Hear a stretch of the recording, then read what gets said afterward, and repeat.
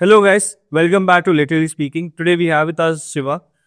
He's an agriculture entrepreneur. He's a content creator. He has recently won National Youth Award from Deputy President of India. So Shiva, coming to National Youth Award, దాని గురించి అసలు how was it possible అంటే ఒక youth నువ్వు చేసే ఏదో work నుంచి కానీ ఇవన్నీ చేసేది how were you recognised by government of India?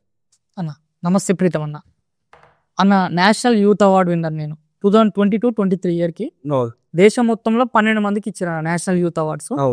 అందులో 2 తెలుగు రాష్ట్రాల నుంచి నేను ఒక అన్న. ఈ నేషనల్ యూత్ అవార్డ్ అనేది నేను లాస్ట్ 30 years నుంచి సక్సెస్ అయినటువంటి అనేక రకాల సేవా కార్యక్రమాలు, నేను రైతుల కోసం చేస్తున్నటువంటి ఏదైతే శివ అగ్రి ద్వారా రైతులకు ఇస్తున్నటువంటి కంటెంట్ ద్వారా అయినా సరే, నేను నా స్వయంగా నేను చేసినటువంటి సేవా కార్యక్రమాలు నేను 70% లివర్ డొనేట్ చేసినాను.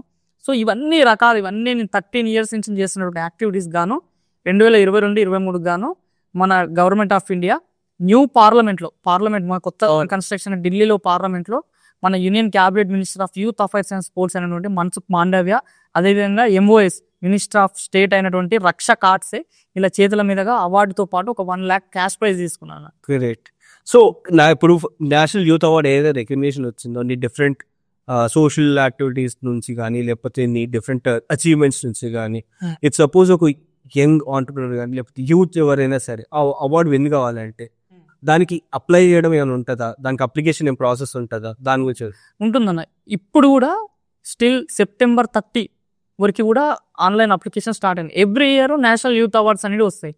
నేషనల్ యూత్ అవార్డ్స్ అనేది ఎట్లా ఇస్తారంటే ది ఏజ్ ఆఫ్ 15 years నుంచి 29 years ఉన్నటువంటి లోపు ఉన్నటువంటి యూత్ ఎవరైనా సరే ఏదైనా రంగంలో సమాజం కోసం ఉపయోగపడేటువంటి ఏదైనా ఒక రంగం, అది ఇన్నోవేషన్ కానీ, స్టార్టప్ కానీ, ఎన్విరాన్మెంటల్ కోసం అంటే పర్యావరణ పరిరక్షణ కొరకైనా సరే, సామాజిక సేవా రంగంలో అయినా సరే, నువ్వు ఏదైనా ఒక ఫీల్డ్లో ఆర్ట్ అండ్ కల్చర్, నువ్వు బాగా డ్యాన్స్లో లేకపోతే మన కల్చర్ని, మన ఆర్ట్ని, మన టూరిజం పైన నువ్వు ఏదైనా సరే నువ్వు ఒక పనికొచ్చే పని ఏదైనా చేస్తున్నావు అంటే ఆ ఫీల్డ్లో నువ్వు నేషనల్ యూత్ అవార్డు అప్లికేషన్ ఉంటుంది. www.governmentawards. వెబ్సైట్లో మనకి నేషనల్ యూత్ అవార్డ్స్ అనేవి ఉంటుంది. అది ఎవ్రీ ఇయర్ పడుతుంది. ఈ అవార్డ్స్ వచ్చేసి January 12th national youth day, Swami Vivekananda జయంతి సందర్భంగా నేషనల్ యూత్ డే. ఇది మన ప్రధాని నరేంద్ర మోడీ గారు ఈ మధ్య కాలంలో కొత్త ప్రోగ్రామ్ తీసుకొచ్చారు. మై భారత్, యూత్ అందరూ మై భారత్లో రిజిస్ట్రేషన్ అవ్వండి. దీని ద్వారా యూత్కి సెంట్రల్ గవర్నమెంట్ ద్వారా ఎలాంటి స్కీమ్స్ వచ్చినా, యూత్కి అవసరమైనటువంటి అన్ని రకాల ప్రోగ్రామ్స్ కూడా మై భారత్లో ఉంటాయి. సో మై భారత్లో యూత్ అందరూ రిజిస్టర్ కాండి అని చెప్తుంది. ఈ అవార్డ్స్ వచ్చేసి మన ఢిల్లీలో ఇవ్వడం జరుగుతుంది ఎవ్రీ ఇయర్. సంబంధిత డిపార్ట్మెంట్ తోటి సంబంధిత మినిస్టర్ల గారి చేతుల మీద ఈ అవార్డు ఇవ్వడం జరుగుతుంది. ఈ సంవత్సరం కూడా ఆన్లైన్ అప్లికేషన్ స్టార్ట్ ఉన్నాయి, చేసుకోవచ్చు. Viksit Bharat young leaders dialogue అనేటువంటి కార్యక్రమం నరేంద్ర మోడీ గారి ఆలోచనతోటి స్టార్ట్ అయింది. ప్రతి సంవత్సరం ఈ ప్రోగ్రామ్ జరుగుతుంటది. గ్రేట్. అండ్ ఇంకోటి ఏంటంటే వివేకానంద అయితే నువ్వు చాలా పెద్ద ఇన్స్పిరేషన్ ఉన్నావు. How was your feeling? అంటే వివేకానంద యూత్ గురించి చాలా చెప్పారు, చాలా మాట్లాడారు. అండ్ ఆ ఇన్స్పిరేషన్ తో నువ్వు ఇన్ని చేసిన తర్వాత ఆ అవార్డు తీసుకుంటే ఎలా అనిపించింది మీకు? నిజంగానే నాకు స్వామి వివేకానందుడు చాలా ఇన్స్పిరేషన్ అన్న. నేను RSSలో 5వ తరగతిలోనే జాయిన్ అయినా, రాష్ట్రీయ స్వయం సేవక్ సంఘ్లో. అప్పుడు స్వామి వివేకానందుని జీవిత చరిత్ర చదవడం జరిగిందన్న. వివేకానందుడు కేవలం 39 సంవత్సరాలు మాత్రమే బతికిండు. 1863 to 1902. ఆ టైంలో టెక్నాలజీ లేదు, అప్పుడు ఫోన్ లేవు, ఇంటర్నెట్ లేదు. కానీ స్వామి వివేకానందుడు మన దేశం కోసం, మన యూత్ కోసం చికాగో, అమెరికా లాంటి వేరే దేశాలకు వెళ్ళి అక్కడ మన భారతదేశ సంస్కృతి కోసం, మన భారతీయ స్త్రీల గురించి, మన భారతీయ పరిస్థితి గురించి అక్కడ చికాగోలో చెప్తే ఆ దేశాల్లో ఉన్న వ్యక్తులే లేచి చప్పట్లు కొట్టారు. అప్పుడు అనిపించింది నాకు, అరే ఇంత చిన్న ఏజ్లో ఈ వ్యక్తి మన దేశం కోసం అక్కడికి పోయి చేయాల్సిన పోరాటం ఏంది, అక్కడికి పోయి చేయాల్సిన సేవలు ఏంది, అసలు ఏంది వివేకానంద అనిపించిన తర్వాత ఆయన లైఫ్ స్టోరీ, ఆయన చేసినటువంటి పనులు, అతని ఆలోచన విధానం నాకు బాగా నచ్చి, సో ఈయన పేరుతోటి మనం యాక్టివిటీస్ చేయాలని స్వామి వివేకానంద ఇన్స్పిరేషన్గా తీసుకొని, ఇనుప కండరాలు, ఉక్కు నరాలు, వజ్ర సంకల్పం గల యువత 100 మంది ఉంటే చాలు ఈ దేశాన్నే మార్చొచ్చు అని చెప్పిన సిద్ధాంతాన్ని ఆలోచనగా తీసుకొని, దేశం మనకేమి ఇచ్చింది కాదు, దేశానికి మనమేమి ఇవ్వాలి, దేశం అంటే మట్టి కాదు, దేశం అంటే మనుషులు అంటారు. సో అలాంటి మనుషుల కోసం, అలాంటి సమాజం కోసం పనిచేయాలని స్వామి వివేకానందని ఆదర్శంగా తీసుకొని నా జర్నీ స్టార్ట్ అయిందన్న. అండ్ గ్రేట్ జర్నీ యాక్చువల్గా అయితే. అండ్ ఆ అవార్డు కూడా వచ్చినందుకు ఐఎమ్ వెరీ హ్యాపీ. ఎందుకంటే తెలంగాణ నుంచి అయితే పోతున్నారో చాలా మంది రావట్లేదు రికగ్నిషన్, సౌత్ ఇండియాలో రికగ్నిషన్ లేదని చెప్పేసి అయితే ఉందో, బట్ అదే అన్ని ఆబ్స్టికల్స్ తీసేసి నీకు అవార్డు రావడం అనేది గ్రేట్. అసలు ఇప్పుడున్న ఈ గవర్నమెంట్ ద్వారా సామాన్యులకు కూడా దేశం మొత్తం చూసే విధంగా మన నరేంద్ర మోడీ గారి యొక్క ప్రభుత్వం బాగుందని నేను చెప్పగలుగుతాను. అందుకే నరేంద్ర మోడీ గారి సహకారం, కేంద్ర ప్రభుత్వం సహకారం నిజమైన వ్యక్తులకి ఆదరణ కలిగించాలి, రికగ్నైజేషన్ ఇవ్వాలనే ఆలోచనతోటి ఉంది కాబట్టి నాకు నాలాంటి ఒక సామాన్యునికి నేషనల్ యూత్ అవార్డు వచ్చింది. How was the journey Shiva? అంటే ఎప్పటి నుంచి కాంటెంట్ చేయడం కానీ లేకపోతే అగ్రికల్చర్ చేయడం కానీ ఈ టోటల్ ఏదైతే సెనారియో ఉందో, how did you come at the end of content చేద్దాము, అగ్రికల్చర్ ఉందాము అని చెప్పేసి అది ఎలా వర్కౌట్ అయింది? How did you start? నేను కూడా అందరిలాంటి స్టూడెంట్ అయినా, నార్మల్ అందరిలాంటి యూతే. రైట్. ఏదైనా జాబ్ వస్తే 25,000 30,000 మనం చదివిన ఎడ్యుకేషన్ డిగ్రీలో పాయింట్ అంతకు మించి ఉండవు. డిగ్రీతో ఏదైనా ఒక 25,000 30,000 ఇస్తే జాబ్ చేద్దామని అదే ఆలోచనలో ఉంటుండే. రైట్. బేసికలీ నేను ఒక అగ్రికల్చర్ డిప్లొమా స్టూడెంట్ అన్న. అగ్రికల్చర్ పాలిటెక్నిక్ అయిపోయింది 10th క్లాస్ తర్వాత. ఓకే. సో మాకు అగ్రికల్చర్ డిప్లొమాలో ఎంబటే బీఎస్సీ అగ్రికల్చర్ సీట్ రావాలంటే కొంచెం కష్టం. ఓకే. సో నా లైఫ్ అక్కడ స్టక్ అయిపోయింది ఏం చేయాలన్న ఆలోచనతో. ఓకే. సో నేను 10+2 అగ్రికల్చర్ పాలిటెక్నిక్ తోటి ఒక అగ్రికల్చర్ దాంట్లో జాయిన్ అయినా. అగ్రికల్చర్ బేస్డ్ కంపెనీ, అదొక ప్రాజెక్ట్ ఆర్గానిక్ ఫార్మింగ్. అందరు ఆర్గానిక్ ఫార్మింగ్ అంటారు, అసలు ఆర్గానిక్ ఫార్మింగ్ సక్సెస్ అవుతుందా, ఇది రైతు స్థాయిలో ప్రమోట్ చేసి సక్సెస్ అవుతుందని ఒక కంపెనీ దానిపైన ఒక ప్రాజెక్ట్ చేస్తుంది. నేను ఆ ప్రాజెక్ట్ లో ఒక జాబ్ హోల్డర్ లాగా జాయిన్ అయినా. ఓకే. ఒక 2.5 years నేను అగ్రికల్చర్. When was this? ఎప్పుడు ఇది? 19 to 20. 2019 to 20.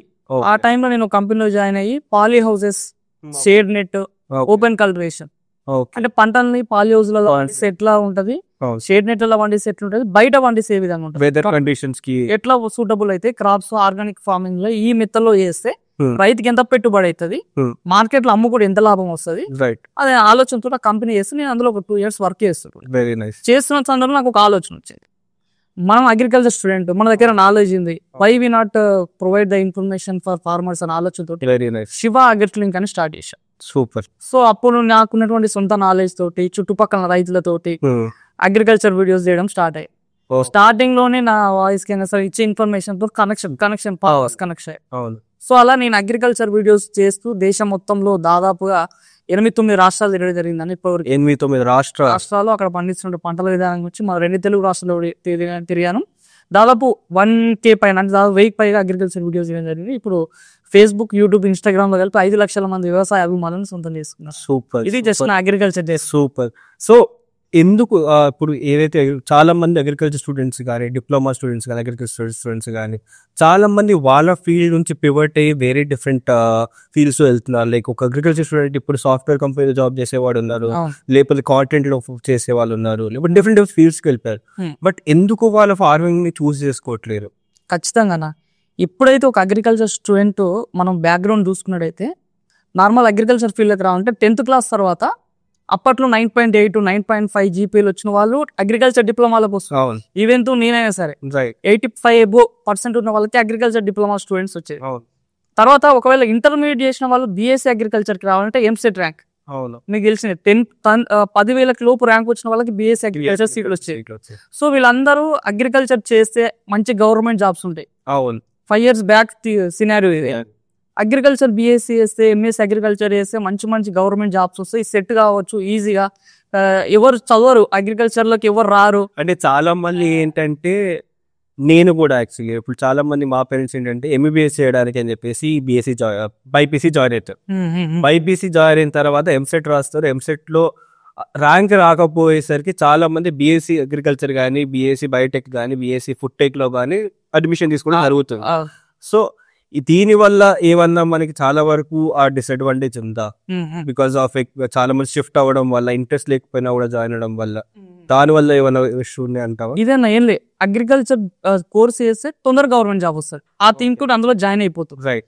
అయితే ఇప్పుడున్న సినారియో ఏమైందంటే అన్న, అగ్రికల్చర్ డిపార్ట్మెంట్లలో గవర్నమెంట్ పోస్ట్ అనేది ఖాళీగా లేవు, మొత్తం ఫిల్ అయిపోయినాయి. ఇప్పుడు అగ్రికల్చర్ బీఎస్సీ అగ్రికల్చర్ చేసిన వాళ్ళైనా, ఎంఎస్ అగ్రికల్చర్ వాళ్ళు చేసిన వాళ్ళకైనా గవర్నమెంట్ జాబ్స్ లేవు. వాళ్ళకున్న ఆప్షన్స్ సెంట్రల్ గవర్నమెంట్ లో ఏఎఫ్ఓ పోస్టులు, అవి నవార్డులు, కొన్ని కాటన్ కార్పొరేషన్ దాంట్లో, దీంతో పాటు కొన్ని అప్పుడప్పుడు ఎప్పుడో చెప్పలేం ఏవో పోస్టులు అగ్రికల్చర్ ఆఫీసర్ మన తెలంగాణలో చూస్తుంది, ఇవన్నీ ఫిల్ అయిపోయినాయి. ఇప్పుడున్న వాళ్ళ పరిస్థితి ఏంది, ఆటోమేటిక్ గా ప్రైవేట్ కంపెనీలలో చేయాలి. ఒకటి సీడ్స్ కంపెనీలలో, పెస్టిసైడ్స్ కంపెనీలలో, పెద్ద పెద్ద ఎంఎన్సీ కంపెనీలలో వీళ్ళు జాయిన్ కావాలి. BS agriculture, MSc agriculture students. వీళ్ళు ఒక్కొక్కరు దాదాపు లక్షల కొద్ది పెట్టుబడి పెట్టి బిఎస్ అగ్రికల్చర్, ఎంఎస్సీ అగ్రికల్చర్ చేస్తారు. అక్కడ పోయి జాయిన్ అయ్యేసరికి అక్కడ జాబ్ ఏ విధంగా ఉంటుందని మీకు ప్రైవేట్ కంపెనీలో జాయిన్ అయితే వాళ్ళు ఇచ్చే జీతాలు 25,000, 30,000 కన్నా ఎక్కువ. ఒక బిఎస్ అగ్రికల్చర్ స్టూడెంట్ పోయి జాయిన్ అయితే ఆ 25,000, 30,000కి పొద్దుగల 6 గంటలకు లేపి సాయంత్రం 5 గంటల వరకు మొత్తం పొలాలు తిరగండి, ఆ రైతు దగ్గర ఉండి, ఈ రైతు దగ్గర ఉండి, బ్యానర్ పట్టుకొని ఫోటో దిగు. ఇక విపరీతమైనటువంటి టార్చర్. అంటే అగ్రికల్చర్ నాలెడ్జ్ లేనటువంటి ఒక అందులో ఉన్నటువంటి ఆఫీసర్ కూడా ఒక అగ్రికల్చర్ నాలెడ్జ్ ఉన్నటువంటి బిఎస్ అగ్రికల్చర్ గ్రాడ్యుయేట్ పైన ఒత్తిడి పెడతారు. అంటే నేను నేర్చుకున్న సబ్జెక్ట్ ఏంది, నేను చేస్తున్నటువంటి పిచ్చి సంబంధం లేకుండా అగ్రికల్చర్ గ్రాడ్యుయేట్స్ అందరూ మెంటల్ గా డిస్టర్బ్ అయిపోతుంది. సో ఇంకా వాళ్ళకి వేరే ఆపర్చునిటీ లేదు. ఇప్పుడు ప్రైవేట్ కంపెనీలు అగ్రికల్చర్ సెక్టర్ లో జాబ్ చేయాలనుకుంటే ఓన్లీ ఉన్నాయి ఎంఎన్సీ కంపెనీలు, సీడ్స్, పెస్టిసైడ్స్, ఫీల్డ్ లెవెల్. ఇంకా అమ్మాయిలకైతే ఇంకా చెప్పొద్దు అన్న, అమ్మాయిలు బిఎస్ అగ్రికల్చర్ వేస్తే వాళ్ళు ఇంకా ఇబ్బంది పడుతున్నారు. వాళ్ళకి ఒకవేళ గవర్నమెంట్ డిపార్ట్మెంట్ లో జాబ్ రాకపోతే వాళ్ళు కొంతమంది అబ్బాయిలు ఇంకా వాళ్ళు ఇట్లాంటి ఫీల్డ్ లెవెల్, గ్రౌండ్ లెవెల్లో ఫార్మర్ సూట్ చేయాలన్న వర్క్ చేయలేకపోతున్నారు. సో ఈ విధంగా స్టక్ అయిపోయి agriculture BSc, agriculture MSc, PhD చేసిన వాళ్ళు కూడా 25,000, 30,000, 40,000 కూడా వాళ్ళకి జాబ్ ఆపర్చునిటీస్ లేవు.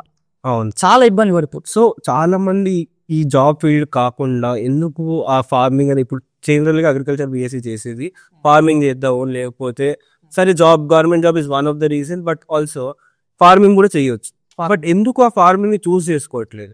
ఒకటన్న రీజన్ ఏంటంటే, ఏదైనా అగ్రికల్చర్ బిజినెస్ స్టార్ట్ చేయాలంటే ఇప్పుడు ఫార్మింగ్ ఒక అగ్రికల్చర్ స్టూడెంట్ వరి, కందు, మినుములు పండించలేడు. ఎందుకంటే అందులో పెట్టుబడి ఎంత పెట్టా కానీ ఆ 3 నెలల పంటలలో దాదాపు లక్షలు రావు, 50,000 రావు, ఇంకేం రావు. సో అది దాని మీద ఇంట్రెస్ట్ చూపారు. మీరు అన్నట్టు ఒకవేళ అగ్రికల్చర్ బిజినెస్ స్టార్ట్అప్ చేద్దామని ఆలోచన ఉంటే ఖచ్చితంగా మినిమం ఒక అగ్రికల్చర్ బిజినెస్ స్టార్ట్ చేయాలంటే ఒక నార్మల్ స్టూడెంట్ 10 లక్షల రూపాయల పెట్టుబడి పెట్టాలన్నా. 10 లక్షల రూపాయల పెట్టుబడి ఏడుకెళ్ళి తెస్తారు ఒక BS agriculture student, MS agriculture. సరే 10 లక్షల రూపాయలు పెట్టుబడి పెట్టినా గానీ మార్కెట్ లేదు, ఏం చేస్తారు అగ్రికల్చర్ బిజినెస్ పైన? చాలా మంది ఇప్పుడు బయట ఏంటంటే యుఎస్ నుంచి కానీ, యూకే నుంచి కానీ చాలా మంది రిటర్న్ అయ్యి కూడా వాళ్ళు ఇప్పుడు అగ్రికల్చర్ చేస్తున్న పొజిషన్ ఉంది, వాళ్ళు డైరీ చేస్తున్న పొజిషన్ ఉంది. చాలా మంది ఏంటంటే నేను 2 కోట్లు సంపాదిస్తున్నా, 10 కోట్లు సంపాదిస్తున్నా అని బయట టాక్. ఎందుకు అది మన సొంత స్టూడెంట్స్, మన ఇండియాలో ఉన్న చాలా మంది అగ్రికల్చర్ స్టూడెంట్స్ ఎందుకు చేయట్లేదు? ఒకటి ఏంటంటే మెయిన్ రీజన్ పెట్టుబడి అని ఇంతకుముందు చెప్పిన కదా, దానిపైన ఇన్వెస్ట్మెంట్ చేయకపోవడం. రెండోది ఇప్పుడు మీరు అన్న సాఫ్ట్వేర్ వాళ్ళకి ఏంటంటే వాళ్ళకి ఆల్రెడీ ఈ మార్కెటింగ్ స్కిల్స్, సొసైటీ పైన ఏమేమి జరుగుతుంది, బిజినెస్ ని మనం ఎట్లా ముందర తీసుకోవాలి, వాళ్ళందరికీ ఆల్రెడీ వాళ్ళు చదివిన సాఫ్ట్వేర్ స్కిల్స్ లో అయినా సరే, వాళ్ళు రెగ్యులర్ ఇంటర్నెట్ తో కనెక్ట్ అయిన విషయాలలో పైన వాళ్ళు బాగా అవగాహన ఉంటారు. కానీ బిఎస్ అగ్రికల్చర్ స్టూడెంట్స్ కి 4 సంవత్సరాలలో ఈ మొత్తం వాళ్ళకు చదివింది పంట పొలాలు, పురుగులని, మందులు కొట్టడము, రోజు పుస్తకాలలో రోజు ఏదో ఒక అసైన్మెంట్ రాయడం, రోజు ఎగ్జామ్లు రాయడం, వీళ్ళ జీవితం మొత్తం అక్కడనే ఆ యూనివర్సిటీలో ఆ క్లాస్ లోనే స్టక్ అయిపోతుంది. ఆ పంట పొలాలు ఇదే స్టక్ అయిపోతుంది. కానీ చాలా మంది అగ్రికల్చర్ స్టూడెంట్స్ కి, గ్రామీణ స్థాయి నుంచి వచ్చినటువంటి అగ్రికల్చర్ స్టూడెంట్స్ కి ఇంకా సొసైటీ పైన అవగాహన తెలుస్తలేదు. కేవలం పుస్తకంలో ఉన్నటువంటి సబ్జెక్ట్ పైన మాత్రమే అవగాహన ఉంటుంది. వాళ్ళు ఆ నాలెడ్జ్ ని బిజినెస్ మార్చి తీసుకోవాలి, అగ్రికల్చర్ స్టూడెంట్స్ ఉండట్లేదు, అక్కడ ఫెయిల్యూర్ అవుతుంది. సో రాబోయే ప్రోగ్రామ్ కూడా అగ్రికల్చర్ స్టూడెంట్ కోర్స్ లో ఒక భాగం. రాబోయే ప్రోగ్రామ్ లాస్ట్ ఫైనల్ ఇయర్ లో 4th ఇయర్ ఏదైతే చేస్తావు. సో ఆ రాబోయే టైంలో చాలా మంది ఏంటంటే ఇంటరాక్షన్ ఉంటుంది, చాలా మంది ఊరికి వెళ్ళడం కానీ, వాళ్ళ ఫార్మర్స్ తో కానీ ఇంటరాక్షన్ ఉంటుంది. అక్కడ ఎందుకు నేర్చుకోగలేరు? అక్కడ కూడా నేర్చుకోవచ్చు. నేర్చుకొని ఏదైతే పంటలు పొలాలు ఏదైనా పండిస్తున్నారో దాన్ని నేర్చుకొని వాళ్ళ సొంతంగా చేయడానికి ఇది ఎందుకు అవ్వట్లేదు? అవునండి, మీరు చెప్పిన రాబోయే ప్రోగ్రామ్ మీరు అన్నట్టుగానే లాస్ట్ ఇయర్ లో 3 to 4 months హాఫ్ 6 months వరకు ఒక కోర్స్ లాగా ఉంటుంది. వాళ్ళ కోర్స్ లో కూడా అక్కడ కూడా సేమ్ మళ్ళీ వాళ్ళకు ఉన్నటువంటి వాళ్ళకి అసైన్ చేసినటువంటి టీచర్, అసిస్టెంట్ ప్రొఫెసర్ కోసం ఎవరి కోసమో ఫోటోస్ చేయడం కొరకు, బ్యానర్ పట్టుకొని ఫోటో చేయడం వరకే, అంటే అంత అక్కడి వరకే పరిమితం అయిపోతుంది. ఇంకొకటి రైతులు కూడా అన్న, ఇప్పుడు మాలాంటి ఒక అగ్రికల్చర్ స్టూడెంట్ రైతు దగ్గర పోయి ఏదన్నా చెప్పాలి, టెక్నిక్ చెప్పాలంటే కూడా రైతు వినలేని పరిస్థితి. నువ్వేంది నాకు చెప్పేది, మాకు తెలుసులే అన్నటువంటి సిచ్యువేషన్ లో కూడా చాలా మంది రైతులు ఉంటారు. అంటే గ్రామీణ స్థాయిలో రైతుల యొక్క మెంటాలిటీ చాలా డిఫరెంట్ ఉంటుంది. ఒక అగ్రికల్చర్ స్టూడెంట్ వెళ్ళి రైతు దగ్గరికి మాట్లాడడం ఎక్స్టెన్షన్ లెవెల్ లో చాలా డిఫరెంట్ కష్టాలు కనిపిస్తుంటాయి అన్న. Right, okay. అండ్ ఇప్పుడు వచ్చేసరికి మనకి మేజర్ ఏంటంటే స్టార్ట్అప్ అని చెప్పేసి చాలా మంది ఇప్పుడు ఎంతూజియాజం చూపిస్తున్నారు, చేద్దాం అనుకుంటున్నారు. కానీ నువ్వు అన్నట్టు ఇన్వెస్ట్మెంట్ అనేది చాలా పెద్ద ప్రాబ్లం. కానీ గవర్నమెంట్ సైడ్ వచ్చి కానీ బ్యాంక్స్ నుంచి వచ్చే ఏంటంటే వీఆర్ రెడీ టు ఫండ్, అంటే ఏ రూపంగా అయినా సరే మేము ఫండ్ చేయడానికి రెడీగా ఉన్నాం. అది ఏ ప్రోగ్రామ్ నుంచి అయినా సరే, గవర్నమెంట్స్ అయినా సరే మేము ఇవ్వడానికి రెడీగా ఉన్నాం. కానీ మీరు ఎందుకు ముందుకు అప్రోచ్ అవ్వట్లేదు అనేది ఒక పెద్ద టాక్.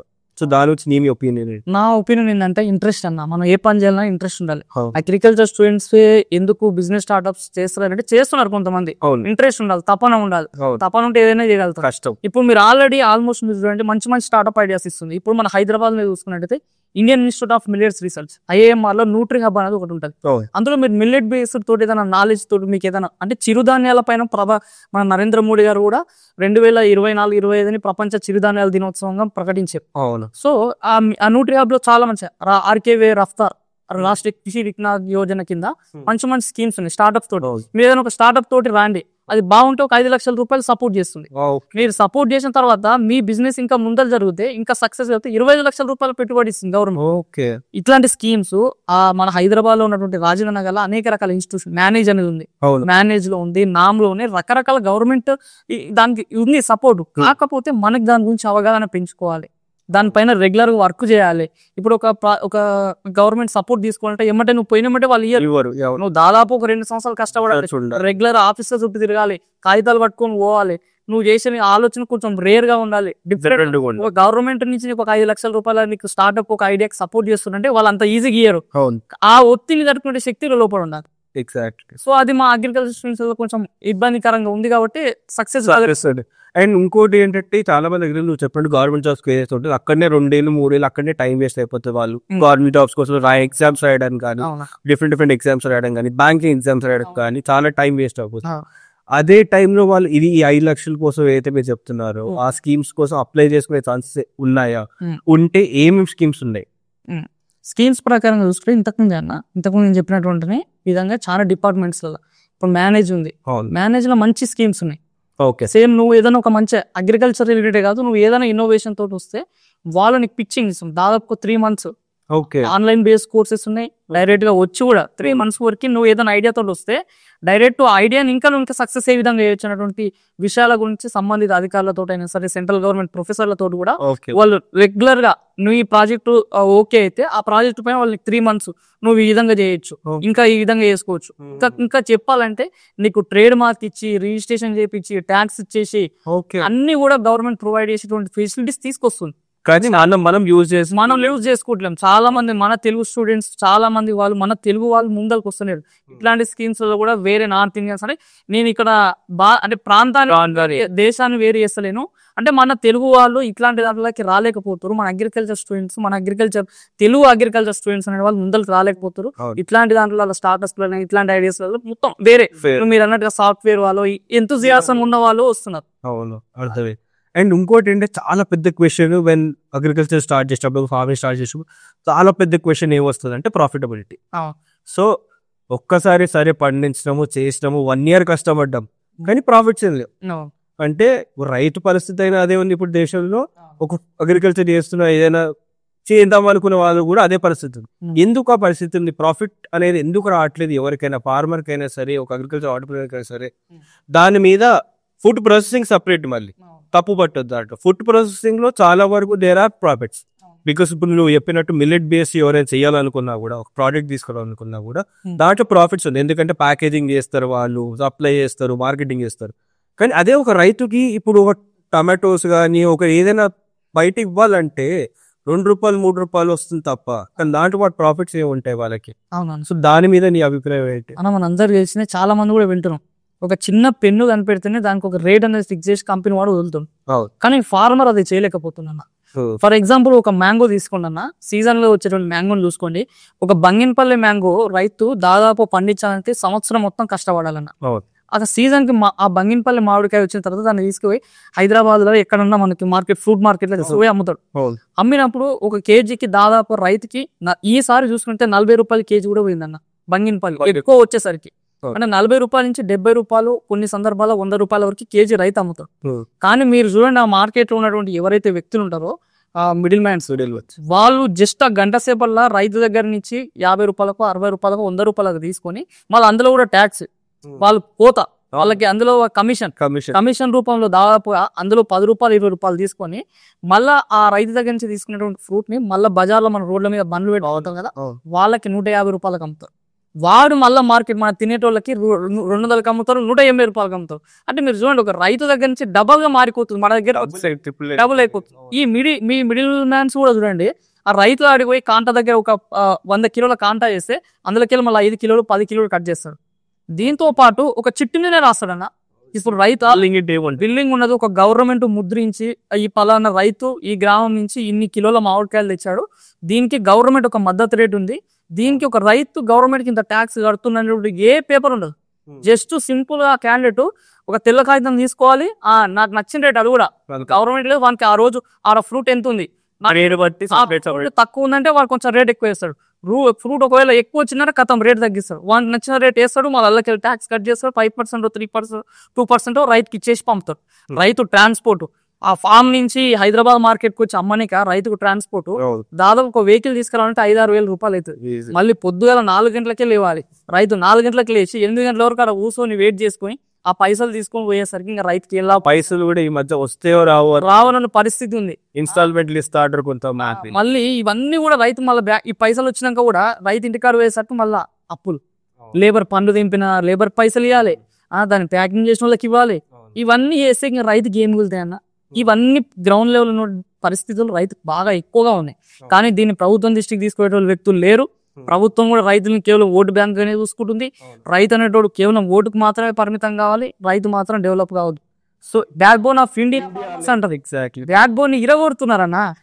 ఇంకేముందో ఇప్పుడు ఏదైతే మనం సరే బ్యాక్ బోన్ అంటున్నారు, ఫార్మర్స్ మీద ఎంతో రెస్పెక్ట్ చూపిస్తారు చాలా మంది, కానీ అదే ఫార్మర్స్ మీద రెస్పెక్ట్ కానీ అదే ఫార్మర్స్ మీద ఓట్ బ్యాంక్ అనే నువ్వు అనే స్టేట్మెంట్ మీద ఎందుకు ఇప్పుడు ఉన్న గవర్నమెంట్ కానీ పోయిన 70 ఏళ్ళ నుంచి గవర్నమెంట్లు మారుతుంది, కానీ ఎప్పుడు కూడా రైతుకి ప్రాపర్ ఒక ప్రైస్ అనేది ఎందుకు లేదు? అది ఆఖరికి ఒక కస్టమర్ దగ్గర వెళ్ళేసరికి, అంటే ఒక ఎండ్ పర్సన్ దగ్గర వెళ్ళేసరికి ఆ ప్రైస్ ఒక్క పర్సన్ నుంచి ఒక పర్సన్ చాలా వేరీ అయిపోతుంది. ఆ ప్రైస్ స్పాట్ ఎందుకు ఎప్పుడు ఫిక్స్ కాలేకపోయింది? అంటే గవర్నమెంట్ ఒక రేట్ ఫిక్స్ చేస్తే ఏమైందంటే చాలా రకాల ప్రాబ్లమ్స్ ఉంటాయి అన్న. అంటే ఒక్కొక్కసారి రైతు అదే పంటని ఎక్కువ ఒక్కొక్క రేటు నిర్దిష్టంగా పెట్టేస్తే అందరు అదే పండించారు అనుకోండి, మార్కెట్కి ఎక్కువ వచ్చింది అనుకోండి అదే పంట, ఆ తీసుకున్న వ్యక్తులు మళ్ళీ దాన్ని ఏం చేయాలో తెలియదు. అంటే దాన్ని మళ్ళీ అందరికి డిస్ట్రిబ్యూట్ చేయడంలో కొంచెం ఇబ్బందులు ఉంటాయి. సో రేట్ కూడా ఎందుకు చేంజెస్ ఎందుకు కావాలంటే అవసరాలను బట్టి, అంటే అవసరాలను బట్టి రేట్ అనేది డిపెండ్, రేట్స్ అనేది ఫ్లక్చువేట్ అవుతుంటాయి. కాబట్టి ఇప్పుడు 100 మంది ఉన్నప్పుడు చక్కెర అనేది ఎంత కావాలో అంత సరిపోతుంది. ఒక రేట్ ఫిక్స్ చేసాం అనుకో, ఎక్కువ చక్కెర వచ్చినాక దాన్ని ఏం చేయాలో అర్థం కాదు. సో ఆ విధంగా కొన్నిసార్లు ప్రభుత్వాలు ఆలోచిస్తాయి, కొన్ని రాజకీయాల పరంగా ఆలోచిస్తాయి, కొన్ని ఇట్లా మీడియేటర్స్ లో కూడా గవర్నమెంట్ వాళ్ళే ఉంటారు, వీళ్ళు బతకాలని ఆలోచిస్తుంటాయి. సో రకరకాల కోణాలు ఉంటాయినా. అండ్ ఇంకోటి ఏంటంటే ఇప్పుడు నువ్వు మాట్లాడినట్టు స్టాకేజ్ చాలా ఇబ్బంది, చాలా మన ఇండియాలో మేజర్ ఇష్యూ ఒకటి ఏంటంటే ఒకటే ఫార్మర్ గానీ ఒక ఊర్లో ఉన్న ఫార్మర్ గానీ సేమ్ అదే ఫార్మింగ్ చేస్తారు. అవునా? దాని వల్ల స్టాక్ అనేది చాలా వరకు మిగిలిపోతుంది, ఉండిపోతుంది, లేకపోతే సమ్ అదర్ రీజన్స్ క్లైమేట్ వల్ల కూడా ఖరాబ్ అయిపోతుంది. చాలా మంది ఏమంటారంటే గవర్నమెంట్ ఎందుకు కొనట్లేదు, గవర్నమెంట్ ఎందుకు తీసుకోవట్లేదు, గవర్నమెంట్ కొనుక్కోవాలి కదా అని చెప్పేసి మాట్లాడుతుంది. కానీ అదే గవర్నమెంట్ రిటర్న్ క్వశ్చన్ ఏంటంటే మేము ఈ పంటని వేయొద్దని చెప్పాము, అయినా కానీ మీరు అదే పంట వేస్తున్నారు, ఎందుకు వేస్తున్నారు అని చెప్పేసి పెద్ద క్వశ్చన్ వస్తుంది. దాని మీద నీ ఒపీనియన్? నా ఒపీనియన్ ఏంటంటే ఫార్మర్స్ కూడా ఎట్లా అయిపోయారంటే ఈ సంవత్సరము ఒకవేళ పత్తికి ఫర్ ఎగ్జాంపుల్ 7,000 రూపాయల నుంచి 10,000 రూపాయలు కింటకు ప్రకటించిందంటే, అరే ఈసారి రేట్ మంచిగా ఉందని నెక్స్ట్ టైం మొత్తం అందరూ అదే చేస్తారు. ఆ పత్తి వేసే టైంలో మక్కలు వేసే రైతులు ఉంటారు కదా, ఆ మక్కలు కూడా వేయకుండా పత్తికి వేస్తారు. సో ఏకదమ్ పత్తి అనేది ఎక్కువ ఇంక్రీజ్ అయిపోతుంది. గవర్నమెంట్ కూడా ఏం చేస్తుంది, ఎంత కావాలో అంతనే తీసుకుంటది. ఎక్కువ అయిపోయేసరికి ఏం చేస్తుంది, మిగతా వాళ్ళ దగ్గర నుంచి కూడా తీసుకోవాలి, కౌంటర్ రేట్ తగ్గించేస్తారు. ఇది రైతులు అర్థం చేసుకోలేకపోతారు. కానీ రైతులకి ఈ ఇన్ఫర్మేషన్ చేర్చేటువంటి డిపార్ట్మెంట్ సరిగ్గా లేదు. రైతులకు కూడా ఈ సంవత్సరంలో ఇంతమంది రైతులు మాత్రమే ఈ పంటను వేయండి, ఇంతకు మించి ఎక్కువ వేస్తే ఇబ్బంది అవుతుంది. ఆల్రెడీ ఫార్మర్స్ ఒక 100 మంది వేస్తున్నారు, మిగతా వాళ్ళు ఏకన్నటువంటి ఇన్ఫర్మేషన్ రైతులకు ఇవ్వాలి, ఒక ఆన్లైన్ ప్లాట్ఫామ్ తీసుకురావాలి. ఈ సంవత్సరం ఈ తెలంగాణ రాష్ట్రంలో ఇంతవరకు పత్తి సరిపోతుంది కాబట్టి రైతులు ఇంతవరకు వేయండి. వ్యవసాయ విస్తరణ అధికారులు కూడా రైతులకు సమాచారం చేర్చనేటువంటి ఏదైతే లైనప్ ఉంటుందో అదే మిస్ అవుతుంది. అందుకని ఈ విధంగా అయిపోతుంది. మీరు టమాటో కూడా ఇంతకుముందు అన్నా, ఓసారి టమాటో చూసుకుంటే కేజీ 100 రూపాయలు 200 దాకా కూడా పోతుంది, ఒక్కొక్కసారి 2 రూపాయలకు పోతుంది, తీసుకొని మార్కెట్ లో పడేస్తుంది. ఎంత కారణాలు ఇవే అన్న అంటే రైతుకి సరైన ఇన్ఫర్మేషన్ చెప్పే వాళ్ళు లేక, రైతులు కూడా దాని గురించి ఆలోచన శక్తి లేక ఇట్లా. ఇప్పుడు మనం మాట్లాడుతున్నప్పుడే ఒక ఐడియా ఏమొచ్చింది అంటే ఒక ప్రాపర్ ప్లాట్ఫామ్ లేదు. రైతుకు కానీ లేకపోతే మీడియేటర్స్ కానీ లేకపోతే అవుట్ సెల్లర్స్ కానీ ఎవరికైనా సరే ఒక ప్లాట్ఫామ్ లేదు దీని ఇన్ఫర్మేషన్ రావడానికి. ఈధర్ ఏఓగా చెప్పడానికి ప్రాపర్ గా లేదు, ఈధర్ గవర్నమెంట్ స్కీమ్స్ కాకుండా ఆ స్ట్రీమ్ లైన్ అదే ప్రాపర్ లేదు. ఎందుకు ఒక అప్లికేషన్ ఇప్పటివరకు ఎవరు బిల్డ్ చేయకపోయారు, ఎందుకు ఆ స్టార్ట్అప్ నాలెడ్జ్ అని ఎందుకు ఇంకా రావట్లేదు, తీసుకురావాలి. ఇప్పుడు ఫర్ ఎగ్జాంపుల్ ప్లాట్ఫామ్ లేదు అని చెప్పేసి అంటున్నారు, అదే ఒక ప్లాట్ఫామ్ ఉంటే అందరు రైతుల దగ్గర ఇప్పుడు ఈ మధ్య ఫోన్లు ఉంది, మీరు చూస్తున్న టెక్నాలజీ పెరిగింది, వాళ్ళు more than on and of కూడా ఈ మధ్య ఫోన్ తో చేయడం కూడా మనం చూసాం. అదే ఇవి ఎందుకు అడాప్ట్ చేసుకోలేకపోతారు? యూట్యూబ్ చూడడానికి చాలా మంది రైతులు కూడా బాగా యూట్యూబ్ అడాప్ట్ అయిపోయారు, ఊరు యూజ్ చేయడం స్టార్ట్ చేశారు. ఈ సైడ్ ఎందుకు అవ్వట్లేదు ఇంకా అనేది? అంటే గ్రౌండ్ లెవెల్ దాన్ని స్క్రీనింగ్ చేస్తుంటే అధికారులు కావాలన్న. ఇప్పుడు మనం ఒక ఆన్లైన్ ప్లాట్ఫామ్ క్రియేట్ చేస్తాం మనం అన్నట్టు, కానీ దానికి సంబంధించిన డేటా తీసుకోవాలి. ఇప్పుడు డేటా ఇవ్వాలి కదా, ఎవరు ఇచ్చేది? ఆ డేటా ఇవ్వాలంటే గవర్నమెంట్ మళ్ళీ కొత్త జాబులు క్రియేట్ చేయాలి. ఇప్పుడు అగ్రికల్చర్ ఎక్స్టెన్షన్ ఆఫీసర్లు ఉన్నారు, ఏఈఓలు. ఇప్పుడు ఏఈఓల పరిస్థితి ఏంటంటే వాళ్ళు ఏఈఓలా లేకపోతే అటెండర్లా అనేటువంటి సిచ్యువేషన్ ఉన్నారు. ఎందుకంటే వాళ్ళకి విపరీతమైనటువంటి వరకు వాళ్ళు చేయాల్సిన ఒక అగ్రికల్చర్ ఎక్స్టెన్షన్ ఆఫీసర్ చేయాల్సిన పని ఏంటంటే ఒక పంట దగ్గర పోయి ఆ రైతుకి ఏం కావాలి ఇన్ఫర్మేషన్ ఇవ్వాలి, లేకపోతే ఎట్లా ఏం పండించాలి, ఏం ఎరువు వేయాలి, ఏ టైంలో పెస్తాడు. కానీ అది లేదు ఏఈఓకి. ఎప్పుడు పోయి మనకి ఈ రోజు రైతు బంధు పడ్డదా, ఎంత పడ్డది, ఆ పుస్తకాలు కొట్టుడా, లేకపోతే ఆ ఫీల్డ్ దగ్గరికి పోయి ఆ పంట క్రాప్ సంబంధించిన ఇన్ఫర్మేషన్ కొట్టడమా, మొబైల్లో రిజిస్ట్రేషన్ తీయడమా, ఈ రైతు రుణమాఫీలు వచ్చినాయా, లేకపోతే ఏదైనా ప్రోగ్రామ్, ఇవే అయిపోతున్నాయి. అంటే ఒక అగ్రికల్చర్ ఎక్స్టెన్షన్ ఆఫీసర్ చేయాల్సిన పనులు లేక ఒత్తిడి ఎక్కువైపోయి ఏఈఓలు కూడా ఇబ్బంది పడుతున్నారు 2 తెలుగు రాష్ట్రాలలో. ప్లస్ ఆ స్కేర్ సిటీ కూడా ఇంకా ఏఈఓలు కావాల్సిన స్కేర్ సిటీ ఉంది. ఒక 100 ఎకరాలకి 50 ఎకరాలకి ఒక ఆఫీసర్ కావాలి. ఇంతకుముందు మనం చెప్పినటువంటి ఈ డేటా పోవాలంటే ఒక 50 ఎకరాలకి 100 ఎకరాలకి ఒక అగ్రికల్చర్ ఎక్స్టెన్షన్ ఆఫీసర్ కావాలి. కానీ లేరు అక్కడ. ఒక ఏఈఓకి దాదాపు కొన్ని 100 ఎకరాలు ఇస్తారు, కొన్ని 1000 ఎకరాలు ఇస్తారు. ఏడ డేటా తీసుకోగలుగుతారు? అది డిస్టర్బెన్స్ అయిపోయి ఇట్లాంటి ప్లాట్ఫామ్ అనేది సక్సెస్ కాలేదు. ఓకే, సో శివ, రైతు బంధు గురించి నువ్వు రేజ్ చేసే పాయింట్. సో ఇప్పుడు తెలంగాణలో పెద్ద ఇప్పుడు నడుస్తున్న ఏదైతే డిస్కషన్ రైతు బంధు, సో దాని గురించి నీ ఒపీనియన్ ఏంటి అన్న? రైతు బంధు అనేటువంటి ఒక స్కీము టిఆర్ఎస్ ప్రభుత్వం తీసుకొచ్చి, అంటే నేను దానికి ఎగనెస్ట్ అన్న. రైతు బంధు మీరు ఫస్ట్లో చూడండి, ఎన్ని ఎకరాలు ఉన్నా సరే ఎకరాకి 3000 4000 అనేది ఇచ్చారు. 100 ఎకరాలు ఉన్న వాళ్ళు బాగుపడ్డారు. కానీ నార్మల్ నిజమైన రైతు అంటే వారు 5 ఎకరాల లోపు ఉన్న రైతు, ఆ రైతుకి మనము పెట్టుబడులు పెట్టాలి గవర్నమెంట్. కానీ 100 ఎకరాలు ఉన్న రైతుకి ఏడ పెట్టుబడి పెడుతుంది అంటే ఎందుకు పెడుతుంది ప్రభుత్వం? అది చాలా మంది ప్రశ్నించారు, దాన్ని నిరాకరించారు. నా ఒపీనియన్ కూడా నిజమైన ఒక రైతు, వ్యవసాయం చేసే రైతుకి ఈ రైతు బంధులో ఇంకేదో కాదన్న. రైతుకు కావాల్సింది సబ్సిడీలు కావాలన్న. రైతుకు కావాల్సింది వ్యవసాయ యంత్రాలు. ఈ రోజు రైతు ఒక 10 ఎకరాల వ్యవసాయం చేయాలనుకుంటే కూలీలు దొరకలేరు. వ్యవసాయ యంత్రాల పైన ఇప్పుడున్నటువంటి టెక్నాలజీలో ఇప్పుడున్న జనాభాకి జనాభాకి కావాల్సిన ఫుడ్ని ఇవ్వాలంటే రైతు ఎక్కువ ఎకరాల వ్యవసాయం చేయాలి. అలాంటి ఎక్కువ ఎకరాలు చేసే వ్యవసాయం చేయాలంటే ఒక రైతు చేయలేడు, కంపల్సరీ లేబర్ పైన ఆధారపడాల్సి వస్తుంది. కాబట్టి రైతులకు కావాల్సింది సబ్సిడీలు కావాలన్న. అగ్రికల్చర్ మిషనరీస్ ఇవ్వాలి రైతుకి టెక్నాలజీ నిర్మించాలి.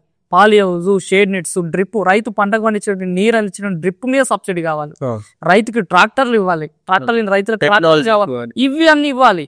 కానీ ప్రభుత్వం ఇవన్నీ పక్కకు పెట్టి నువ్వు రైతు బంధు తీసుకొస్తా, కేవలం ఓటు బ్యాంక్. అంటే ఇప్పుడు నేను రైతు బంధుని తప్పు పడతలేను, కాకపోతే ఇలాంటి 5000, 10,000, 20,000 6 నెలలకి ఇచ్చడం, సంవత్సరానికి ఇచ్చే ఇది కాదు. రైతుకి ప్రభుత్వం ఇవ్వాల్సింది అంటే పర్మనెంట్ సొల్యూషన్. రైతుకి ఏదైనా ఒకటి ఇస్తే అది పర్మనెంట్ గా ఉండాలి, అది డబ్బు రూపంలో కాదు. రైతు యొక్క వ్యవసాయాన్ని భారాన్ని తగ్గించే విధంగా ప్రభుత్వాలు ఇట్లాంటి రైతు బంధువులు ఈ రకంగా తీసుకొస్తే బాగుంటుందని నా ఒపీనియన్. అండ్ ఇంకోటి ఏంటంటే నువ్వు చెప్పినట్టు చాలా మంది రైతులు కానీ ఒకప్పుడు వర్కర్స్ ఎవరైతే చేస్తుండనో చాలా మంది మానేశారు. మేజర్లీ ఇప్పుడు హైదరాబాద్ లో చూసుకుంటే ఒకప్పుడు చాలా వరకు అవుట్ సైడ్ రింగ్ రోడ్స్ కానీ అటు సైడ్ ఓఆర్ఎస్ అప్పుడు చాలా అగ్రికల్చర్ ఫీల్డ్స్ ఉండేవి. కానీ ఇప్పుడు రియల్ ఎస్టేట్ అనేది ఒక జబ్బులాగా పట్టుకుంది. అగ్రికల్చర్ ఎవరైతే ఫార్మింగ్ చేసే వాళ్ళు కూడా రియల్ ఎస్టేట్ లో దిగడము, ఉన్న మంచి రైతు భూమిని కూడా రియల్ ఎస్టేట్ లో కలిపేయడం, అది ఎంతవరకు సమర్థం, ఎంతవరకు ఇది ఘోరం అన్న. నిజంగా అసలు రైతు తను అమ్ముకుంటున్నాను, ఇది ఓపెన్ గా చెప్పాలి. రైతు అమ్ముకుంటు తన చర్యని తనే అమ్ముకుంటున్నాడు. ఈ రోజు మీరు చూడండి, హైదరాబాద్ అనేది చుట్టుపక్కల నువ్వు అన్నటువంటి హైదరాబాద్ చుట్టుపక్కల అన్ని రకాల పంటలు పండేదన్న. ఒకప్పుడు హైదరాబాద్ ఫ్రూట్ హబ్ అన్న. హైదరాబాద్ చుట్టుపక్కల ద్రాక్షలు పండేది. చాలా మంది తెలియదు ద్రాక్ష అంటే ఇక్కడ బెంగళూరు నుంచి వచ్చేది అనుకునేది. హైదరాబాద్ చుట్టుపక్కల తుక్కుగూడ, కందుకూరు, మహేశ్వరం ఈ ప్రాంతాలన్నిటివి గ్రేప్స్ కి హబ్బు. గ్రేప్స్ పండించేది. ఈ రోజు ఆ తోటలు లేవు. ఎందుకంటే ఇంకా ఓపెన్ గా చెప్తే ఒక 10 ఎకరాలు ఉన్న రైతు 10 ఎకరాలు అమ్ముకొని ఎవరికో పైసలను కలుసుకొని తన భూమిని ఒక వ్యక్తికి అమ్ముకొని 10 ఎకరాలు అదే భూమిలో వాచ్మెన్ లా కూర్చుంటుండు. 10 ఎకరాలు అంటే వేరొకరికి ఎవరికో అమ్ముకొని మళ్ళీ అదే భూమిలో తనే వాచ్మెన్ లా నిలిచిపోతుడు. ఈ రోజు ఏమైందంటే ల్యాండ్ రేట్స్ విపరీతంగా పెరిగిపోయినాయి. రైతులు కూడా వ్యవసాయం చేయాలనుకుంటే పెట్టుబడులు పెట్టినట్టు సందర్భంలో లాభాలు వస్తాయి. రైతు కూడా సింపుల్ ఒకటే సైకాలజీకి అలవాటు అయిపోయింది. 10 ఎకరాలు ఉంది. ఇప్పుడు ఎక్కడ చూసినా తెలంగాణలో ఖచ్చితంగా 50 లక్షల పైనే ఉంది. రైతు సింపుల్ అరే అమ్మ ఈ వ్యవసాయం చేస్తే ఏం పైసలు వస్తలేవు, నాకు 5 ఎకరాలు ఉంటే 3 ఎకరాలు అమ్మేద్దాం, నాకు మంచిగా 2 కోట్లు వస్తాయి. ఆ 2 కోట్లు తీసుకొని హైదరాబాద్ పోయి నేను మంచి ఒక అపార్ట్మెంట్ లేకపోతే ఇంకేదైనా తీసుకొని ప్రశాంతంగా తిని పండుకుందాం. ఎందుకు ఈ వ్యవసాయం చేయాల్సిన అవసరం ఏముంది? నేను ఇక్కడ గుడ్డు జాగిరి చేసుకుంటూ పొద్దుగా నుంచి సాయంత్రం వరకు కష్టపడితే నాకేం పైసలు వస్తలేమని రైతు కూడా 10 ఎకరాల వ్యవసాయం చేయలేకపోతున్నాను. ఈ రియల్ ఎస్టేట్ వల్ల ఈ భూముల ధరలు పెరిగిపోయినాయి విచ్చలవిడిగా. రియల్ ఎస్టేట్లు కూడా అట్నే అయిపోయినాయి. ల్యాండ్లు తీసుకోవడం, దాన్ని లేఅవుట్లు చేయడం, దాన్ని అపార్ట్మెంట్ చేయడం, అమ్మడం. సో ఇది కూడా ఒకటి ఏమైపోయింది అంటే ఎవరు చెయ్యాలనుకున్న వాళ్ళు కూడా అగ్రికల్చర్ చేయాలనుకున్న వాళ్ళు కూడా రియల్ ఎస్టేట్ సైడ్ చూడడం కానీ లేకపోతే వేరే సైడ్ చూడడం కానీ అటు మళ్ళీపోతున్నారు. సో నువ్వు యాజ్ శివ ఇప్పుడు నువ్వు ఏదైతే చేస్తున్నావు, ఇప్పుడు కాంటెంట్ కానీ అగ్రికల్చర్ లో నువ్వు ఏదైతే మాట్లాడుతున్నావు చేస్తున్నావు, ఇవన్నీ జర్నీలో మీ టఫెస్ట్ టైం ఏముండే? నా టఫెస్ట్ టైం అన్నా నేను ఎన్నో చేసిన. నేను అంటే నా ఏజ్ ఇప్పుడు 26 years మాత్రమే. ఈ 26 years లో నేను దాదాపు ఈ సొసైటీలో ఏమేమి చూడాలంటే ఒక 40 సంవత్సరాల వరకు మనం ఏదైతే అనుభూతి ఉందో నేను ఇప్పుడే చూసినాను అన్ని. ఈ సందర్భంలో నేను నా టఫెస్ట్ ఏంటంటే నా బాడీలో ఉన్నటువంటి ఆర్గన్ ఇవ్వడం అన్నమాట. నేను అది కూడా విన్నాను దట్ నీ అయితే లివర్ అయితే ట్రాన్స్ఫర్ నువ్వు వేరే మీ బావకి ఇచ్చావని. సో ఇంత నువ్వు టఫ్ ఏ జర్నీలో అయితే పోతున్నావో, సో ఆ టఫ్ జర్నీలో నీకు అల్టిమేట్ గోల్ ఏంటి? అంటే ఇది నాకు కావాలి, ఈ చేంజ్ నాకు కావాలి అనేది ఏమనుకుంటున్నావు? నా గోల్ ఏంటంటేనా ఒకటే అన్న, వివేకానంద ఒక మాట చెప్తాను. నా ఇన్స్పిరేషన్ స్వామి వివేకానంద. ఇనుప కండరాలు, ఉక్కు నరాలు, వజ్ర సంకల్పం గల యువత 100 మంది ఉంటే చాలు దేశాన్ని మార్చొచ్చు అని చెప్తాను. మనం అట్లాంటి వజ్ర సంకల్పం, ఇనుప కండరాలు, శక్తి ఉన్న యూత్ అన్న. మనము అన్ని దేశాలకెళ్ళా మన భారతదేశం హైయెస్ట్ పాపులేషన్ ఆఫ్ యూత్. మనం ఏదైనా ఇప్పుడు మన ఈ రోజు అన్ని దేశాలు మన వైపు చూస్తున్నట్టే కారణం యూతే. మన దగ్గర ఉన్న యూత్ ఎక్కడ లేరు. సో మన యూత్ ఏమైపోతుంది, మన దేశం ఎందుకు ఈ విధంగా అయిపోతుంది? స్వతంత్రం వచ్చింది మనకి, అందరు కూడా మనలాగానే నేను జాబ్ చేసుకుంటా అని ఆలోచిస్తే ఈ రోజు మనకు స్వతంత్రం రాకపోతే నా ఆలోచన కూడా ఒకటే అన్న, సమాజం కోసం అడిగేద్దాం. ఎక్కడైతే సమస్యలు ఉన్నాయో, ఎక్కడైతే మనం సేవ చేయాలనుకుంటామో, ఎక్కడైతే మార్పు తీసుకురావాలని ఆలోచన ఉందో ఆ విధంగా నేను అడుగేయాలి. వ్యవసాయంలో ఉన్నటువంటి రైతుల యొక్క పరిస్థితిని మార్చాలి, అగ్రికల్చర్ని పెంచాలి. ఇంతకుముందు అన్నటువంటి రియల్ ఎస్టేట్ ఎక్కడైతే పెరుగుతుందో ఆ రియల్ ఎస్టేట్ పెరగొద్దు, వ్యవసాయం చేస్తే రియల్ ఎస్టేట్ కన్నా ఎక్కువ డబ్బులు వస్తాయి అనేటువంటి ఆలోచన తీసుకోవాలి. రైతుల సంఖ్య పెరగాలి, యువత కూడా వ్యవసాయంలోకి రావాలి, స్టార్ట్అప్ ఐడియాస్ అగ్రికల్చర్లో కూడా స్టార్ట్ చేయాలి అనేటువంటి ఆలోచన తీసుకురావాలని నా ధ్యేయం. గ్రేట్. అండ్ నేను ఇప్పటి వరకు చూసిన కాంటెంట్ దాంట్లో కూడా చాలా వరకు షేర్ చేయడం జరిగింది దట్ ఒక పంట చేస్తున్నావు, దాని ₹1,00,000 పెట్టుబడి పెడితే 10 లక్షలు రావడం కూడా చాలా వరకు నువ్వు షేర్ చేస్తావు. దాంట్లో నుంచి నువ్వు ఇప్పుడున్న జనరేషన్ లో కానీ ఇప్పుడు పర్సన్ ₹1,00,000 పెట్టడానికి కానీ 5 లక్షలు పెట్టడానికి రెడీగా ఉంటే which is the right direction, which is the right sector ఇప్పుడు ఆ పెట్టుబడి పెట్టచ్చు? నా ఆలోచన ఏంటంటే అన్న సింపుల్, ఎవరైనా సరే కొత్తగా బిగినర్, నేను అగ్రికల్చర్ చేయాలనుకుంటున్నాను, అగ్రికల్చర్ బిజినెస్ స్టార్ట్ చేయాలనుకుంటున్నాను వాళ్ళు, agriculture is complete toughest task అన్న. నేను అగ్రికల్చర్ చేయాలనుకుంటున్నా, నేను ఉండను ఓ 10 మంది లేబర్ని పెట్టి చేపిస్తా అంటే కాదన్న. నువ్వు ఎవరైతే బిజినెస్ స్టార్ట్ చేయాలనుకుంటారో వాళ్ళ ఫీల్డ్లోనే ఉండాలి. ఆ ఫీల్డ్ లేబర్ లా అనే పని చేస్తే అగ్రికల్చర్ స్టార్ట్అప్ అన్న బిజినెస్ అన్న సక్సెస్ అవుతుంది. నేను ఎన్నో చూసినా అందులో నాకు నచ్చేది ఏంటంటే కూరగాయల పంట, వెజిటేబుల్స్ ఫార్మింగ్ కి రండి. వెజిటేబుల్ ఫార్మింగ్ లో మంచి రేట్లు అనేటివి స్టార్ట్అప్ కైనా సరే ఎవరికైనా మంచి ప్రాఫిట్స్ ఉంటాయి. ప్లస్ ఈ మధ్య పెరుగుతుంది ఏంటంటే వాల్యూ అడిషన్. అంటే ఇప్పుడు టమాటాని డైరెక్ట్ పండిస్తే టమాటాని తీసుకుని మార్కెట్లో అమ్మితే ఎంతో కొంత లాభం వస్తుంది. కానీ అదే టమాటాని డ్రై చేసి మళ్ళీ దాన్ని ప్యాకింగ్ చేసి డ్రై టమాటో నమ్ము. ఇప్పుడు చేపల్ని చెరువుకి వెళ్ళి తీసుకొచ్చి ఫ్రెష్ చేపని అమ్మితే ఒక రేటు ఉంటుంది, అదే చేపని సోలార్ డ్రైలో పెట్టి ఎండబెట్టి అమ్ము ఇంకొక రకంగా ఉంటుంది. ప్లస్ దీని యొక్క ఎక్కువ రోజులు కూడా మనకు ఉండే అవకాశం ఉంటుంది. ఇప్పుడు డ్రై చేసిన దాన్ని కూడా మనం ఏమంటే ఖరాబ్ కాదు. సో దీనివల్ల ఎక్కువ లాభం అంటే అందులో వేసుకోవచ్చు. ఈ వాల్యూ అడిషన్ అనేది ఏదైతే చెప్తున్నావు అండ్ ఫార్మింగ్ అని, సో ఫార్మింగ్ అనేది అగ్రికల్చర్ అనేది ఒక పరిమితం ఒకటే ఫీల్డ్ లో చేసే పరిమితం ఒకటే కాదు. దీంట్లో టెక్నాలజీ వస్తుంది, అడ్వాన్స్ ఫార్మింగ్ వస్తుంది, ఆర్గానిక్ ఫార్మింగ్ వస్తుంది, చాలా డిఫరెంట్ సెక్టర్స్ ఉంది. సో ఈ వాల్యూ ఏదైతే అడిషన్ అనేది ఇప్పుడు చాలా వరకు నువ్వు కంపెనీస్కి అమ్మేటప్పుడు కానీ ఏదైనా అమ్మేటప్పుడు వాళ్ళు వాల్యూ అడిషన్ చేస్తారు. కానీ ఎందుకు అదే రైతు వాల్యూ అడిషన్ యూనిట్ పెట్టడానికి కానీ ఆ యూనిట్ ఎందుకు అవ్వట్లేదు? అదే అన్న, ఇదేంటంటే రీజన్ ఏంటంటే రైతు అన్ని చేయలేడన్న. రైతు ఒక పంట పండించి విత్తనం పెట్టి పంటగా అంటే కాపాడి దాన్ని అమ్మేంత వరకు దాదాపు చాలా కష్టాలు పడాల్సి వస్తుంది. 3 months లా ఎవ్రీడే ఫీల్డ్ లో ఉండాలి, బయటికి కూడా లేదు ఫార్మర్. సో నువ్వు అన్నట్టు మనం అన్ని పండించిన తర్వాత రైతే మళ్ళీ దాన్ని వాల్యూ అడిషన్ చేసి రైతే తన టెక్నాలజీ చేసి నేనే రైతు తీసుకుని అమ్ముకోవాలనుకుంటే రైతుకి ఆ టైం ఉండదు. సో స్టూడెంట్స్ ఎందుకు చేయట్లేదు మరి? స్టూడెంట్స్ కి రావాలి, ఐడియాస్ రావాలి. ఇప్పుడు మన 2 తెలుగు రాష్ట్రాలైనా సరే దేశవ్యాప్తంగా వస్తున్నాయి, పెరుగుతుంది. రానున్న రోజులలో మంచి టెక్నాలజీ పెరిగే అవకాశం ఉంది. అది రైతుల్లా కూడా ప్రభుత్వాలు, కేంద్ర ప్రభుత్వాలు కూడా తీసుకొస్తున్నాయి. రైతే ఇవన్నీ చేయొచ్చు, ప్రాసెసింగ్ కొన్ని FPOలు తీసుకొస్తున్నాయి.